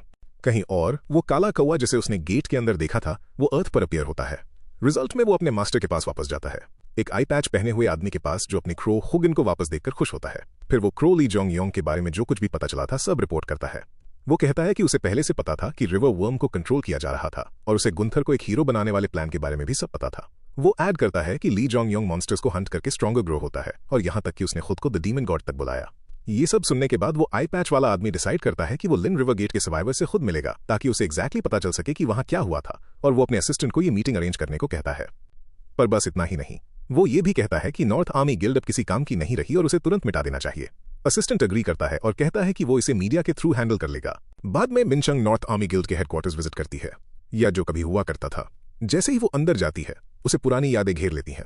उसे वो जगह लोगों और गुंथर की आवाज से भरी हुई याद आती है, और अब वहां का खालीपन उसे विजिबली सैड कर देता है। वो एडमिट करती है कि वो एक हंटर बनकर थक चुकी है। तभी गिल्ड के कुछ फॉर्मर मेंबर्स उसके पास आते हैं।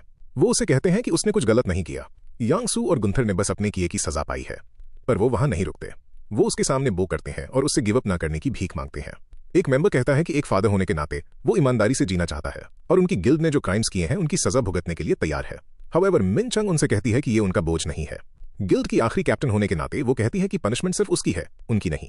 लेकिन फॉर्मर मेंबर्स इस बात पर पुशबैक करते हैं। वो कहते हैं कि कुछ ऐसा है जो उसे अभी भी नहीं पता। उनमें से एक एडमिट करता है कि वो लोग मर्डरर्स हैं और ये सुनकर मिन चंग पूरी तरह स्टन रह जाती है। कहीं और सियोंग जियू ली जोंग योंग से मिलता है और सोडा पीते हुए वो पूछता है कि क्या रेड के बाद उसे रिपोर्टर्स के सामने एक्सपोज करना उसकी एक गलती थी। ली जोंग योंग मना कर देता है, उल्टा उससे उसे फेमस होने में हेल्प ही मिली। उस इंसिडेंट के बाद से ली जोंग योंग एक सुपरस्टार बन चुका है और ये बात सेंस भी मेक करती थी। एक रूकी का एक स्पेशल गेट क्लियर करना जो बी रैंक से ए रैंक पर जंप हो गया हो, ये बिल्कुल अनहर्ड ऑफ बात थी। अब वो सभी न्यूज़पेपर्स और टीवी पर टॉप स्टोरी बन चुका था। एक फॉर्मर सी रैंक हंटर के ए रैंक बनने की न्यूज़ हर जगह फैल जाती है और लोग उसे एक अंडरडॉग बुलाने लगते हैं। पर सियोंग जियू को नहीं लगता कि ये टाइटल उस पर फिट बैठता है। उसके लिए ये नाम किसी ऐसे को मिलना चाहिए जो सच में लोगों को रिप्रेजेंट करता हो। ली जोंग योंग इस बात का बुरा नहीं मानता। वो कहता है कि इस तरह का टाइटल शायद उसके जैसे हंटर पर सूट ना करे, स्पेशली जब उसकी अपनी कोई फैक्शन ना हो। फिर भी सियोंग जियू को रिलीफ फील होता है कि उसकी दखल अंदाजी ने उसके दोस्त के लिए कोई प्रॉब्लम क्रिएट नहीं की। फिर माहौल शिफ्ट होता है। ली जोंग योंग डिसाइड करता है कि अब उसके नेक्स्ट मूव के बारे में बात करने का टाइम आ गया है। तो वो पूछता है कि सियोंग जियू को कैसे पता चला। सियोंग जियू कंफ्यूज हो जाता है और पूछता है कि उसका क्या मतलब है। ली जोंग योंग क्लैरिफाई करता है, सियोंग जियू को कैसे पता चला कि वो हीरो मेकिंग को अपने फायदे के लिए यूज करने का प्लान बना रहा था। अपेरेंटली इस ईरा में ये टर्म एग्जिस्ट ही नहीं करती थी। यहाँ के लोगों को लगता है कि हीरोज किसी स्पॉन्सर की विल, किस्मत और टाइमिंग से राइज होते हैं, पर फ्यूचर से आए ली जोंग योंग को यह सब बेहतर पता था। सियोंग जियू को मुश्किल से इस बात पर यकीन होता है। वो पूछता है कि क्या ली जोंग योंग ये कहना चाहता है कि हीरोज बनाए जा सकते हैं, पर उसकी इस एक्टिंग से वो बेवकूफ नहीं बनने वाला था। ली जोंग योंग कहता है कि सियोंग जियू पहले से जानता है कि उसका क्या मतलब है, क्योंकि वो एसगार्ड का हिस्सा है। जैसे ही वो ये कहता है, सियोंग जियू गुस्से से फट पड़ता है। उसकी आंखें ग्लो करने लगती हैं और एक गोल्डन ऑरा उसके आसपास लिपट जाता है। उसके अंदर से निकलने वाला प्रेशर इतना स्ट्रांग था कि पास के झूले तक हिलने लगते हैं और यहाँ तक कि वो मिस्टर आई पैच को भी दूर से फील होता है। वो उस ऑरा से ऑफ गार्ड हो जाता है और रियलाइज करता है कि कुछ इंटरेस्टिंग हो रहा है। वापस ली जोंग योंग के पास आते हैं। वो भी इस अचानक आए प्रेशर से शॉक्ड था। सियोंग जियू उसे शांत होने को कहता है, फिर पूछने लगता है कि आखिर उसे ये सब पता कैसे चला। ली जोंग योंग एक्सप्लेन करता है कि जिस मोमेंट वो मिले थे उसे उसी वक्त लग गया था कि सियोंग जियू एसगार्ड के साथ है। इसलिए वो पूछता है कि सियोंग जियू क्यों ऐसे एक्ट करता रहा जैसे उसे प्लान समझ आ रहा हो, और यहां तक कि उसने उसकी हेल्प भी की। एनीवे, सियोंग जियू कहता है कि उसे अपने सस्पिशंस थे। ली जोंग योंग की ग्रोथ बहुत तेजी से हो रही थी और उसके सोचने का तरीका ये क्लियर कर देता था कि वो ऐसी चीजें जानता है जो दूसरे नहीं जानते। फिर भी ली जोंग योंग ही वो था जिसने जानबूझकर उसे अपना प्लान देखने दिया। वो पूछता है कि उसे ऐसा क्यों लगता है कि उसने ऐसा किया, पर सियोंग जियू के पास कोई जवाब नहीं था। तो ली जोंग योंग सच रिवील करता है। वो एसगार्ड को ज्वाइन करना चाहता है, उन पावरफुल हंटर्स के उस हिडन ग्रुप को। ये सुनकर सियोंग जियू स्पीचलेस रह जाता है, जबकि ली जोंग योंग स्माइल करता है, ये सोचते हुए कि अब असली वॉर स्टार्ट होने वाली है। उसी रात बाद में ली जोंग योंग मिन चंग को बात करने के लिए बाहर बुलाता है। वो आती है और पूछती है कि वो मिलना क्यों चाहता था। वो स्मॉल टॉक को स्किप करता है और सीधा उसे अपनी साइड ज्वाइन करने को कहता है, पर मिन चंग थोड़ा हेजिटेट करती है। वो कहती है कि उसका रोल लिन रिवर गेट पर ही खत्म हो गया। अब वो नॉर्थ आर्मी गिल्ड, उस फैमिली जिसमें वो विश्वास करती थी और उसके साथ अपना पर्पस भी खो चुकी है। वो ये भी कहती है कि वो इतनी केपेबल नहीं है कि कुछ इंपॉर्टेंट कर सके। ली जोंग योंग उसकी बात काट देता है और कहता है कि उसकी एक रियल वैल्यू है। वो जानता है कि आगे उसके लिए क्या रखा है, पर मिन चंग कुछ भी सुनने से इनकार कर देती है। गुस्से में कांपते हुए वो कहती है कि वो ऐसे बात करता है जैसे उसे पहले से ही सब कुछ पता हो। फिर वो एडमिट करती है कि वो पहले सही था। नॉर्थ आर्मी गिल्ड कचरा थी और वो भी उस ढेर का एक हिस्सा थी। ली जोंग योंग को रियलाइज होता है कि उसे इतना चेंज करने के लिए जरूर कुछ बहुत सीरियस हुआ होगा, इसलिए वो पूछता है। तब वो रिवील करती है जो उसे रिसेंटली पता चला था। गिल्ड के अंदर की चीजें उसकी इमेजिनेशन से भी कहीं ज्यादा बुरी थीं। अपने लीडर के ऑर्डर्स को फॉलो करते हुए गिल्ड मेंबर्स काउंटलेस लोगों का मर्डर कर रहे थे, यहां तक कि उन पावरलेस सिविलियंस का भी। ये बात ली जोंग योंग को अंदर तक हिला देती है, जबकि मिन चंग जमीन पर ऐसे गिर पड़ती है जैसे उसकी पूरी दुनिया उजड़ गई हो। उसे याद आता है कि कैसे गिल्ड ने एक बार एक इनोसेंट सिविलियन को ली जोंग योंग के खिलाफ झूठ बोलने के लिए धमकाया था, पर बात इससे कहीं आगे तक जा चुकी थी। वो लोग चुपके से उन आम लोगों को मार रहे थे जो उन इंसिडेंट से जुड़े हुए थे, ये प्रूव करते हुए कि गिल्ड मास्टर चो योंग संग सच में नॉर्मल लोगों को कीड़ों की तरह देखता था। इस बीच ली जोंग योंग रियलाइज करता है कि सिचुएशन उसकी सोच से भी ज्यादा बुरी है। मिन चांग जैसे अपराइट इंसान के लिए ये सच बहुत ब्रूटल था। अगर ये ऐसे ही चलता रहा तो वो फ्यूचर ड्रैगन स्लेयर को उसके राइज होने से पहले ही खो देगा। वो पहले से ही ब्रेकडाउन हो रही थी, इसलिए वो जल्दी से एक प्लान बनाता है और पूछता है कि अगर ऐसी चीज दोबारा हुई तो वो क्या करेगी। गेट्स अपीयर हुए, हंटर्स अवेकन हुए और मॉन्स्टर्स ने उन्हें फॉलो किया। इस तरह की पावर रखने वालों के सामने नॉर्मल ह्यूमंस फाइट बैक नहीं कर सकते।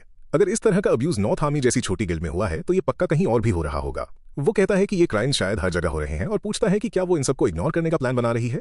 ये बात उस हिली हुई मिन चांग की आंखें खोल देती है और वो खड़ी हो जाती है, पर ली जोंग योंग बोलता रहता है। वो कहता है कि वो ये सब रोकना चाहता है और दुनिया के साथ जो भी गलत है उसे ठीक करना चाहता है। वो नहीं चाहता कि जो दर्द वो अभी सह रही है वो कोई और भी सहे। फिर भी मिन चांग कन्विंस नहीं थी। वो पूछती है कि क्या उसे सच में लगता है कि वो इन सबको रोक सकता है। उसकी स्ट्रेंथ और कैरेक्टर को खुद देखने के बाद भी वो कहती है कि उसे इस दुनिया पर रूल करने वाली हिडन पावर के बारे में कुछ नहीं पता। वो मिस्टर आई पैच का जिक्र करती है, ये कहते हुए कि उसके जैसे मॉन्स्टर के आगे दूसरे हंटर्स बस कीड़ों की तरह हैं। और वो एडमिट करती है कि वो उस जैसे किसी को फेस करने के लिए स्ट्रांग नहीं है, और पूछती है कि क्या ली जोंग योंग सच में उसको अपोज करने और दुनिया को बदलने का कोई तरीका जानता है। उस क्रिटिकल मोमेंट पर ली जोंग योंग को रियलाइज होता है कि या तो अब या फिर कभी नहीं, इसलिए वो उसे अपना सबसे डीप सीक्रेट बता देता है। वो फ्यूचर से आया है। वो स्टन रह जाती है, पर वो आगे ऐसे ही बोलता रहता है जैसे ये कोई पागलों वाली बात ना हो। वो कहता है कि कुछ बहुत बड़ा आने वाला है, एक ऐसी तबाही जो बहुत से लोगों को मार देगी और काउंटलेस चीजों को डिस्ट्रॉय कर देगी। जब वो दिन आएगा तो उन्हें नॉर्थ आर्मी गिल्ड की फॉर्मर वाइस गिल्ड लीडर की पावर की जरूरत पड़ेगी। वो उसे याद दिलाता है कि एसोसिएशन उन्हें जल्द ही बुलाएगी। वो उसे कहता है कि उससे वहां मिले और तब तक इन सब के बारे में सोचे। हमारी वीडियो यहीं एंड होती है। अगर आपको पसंद आई हो तो लाइक छोड़ देना। मिलते हैं नेक्स्ट टाइम। और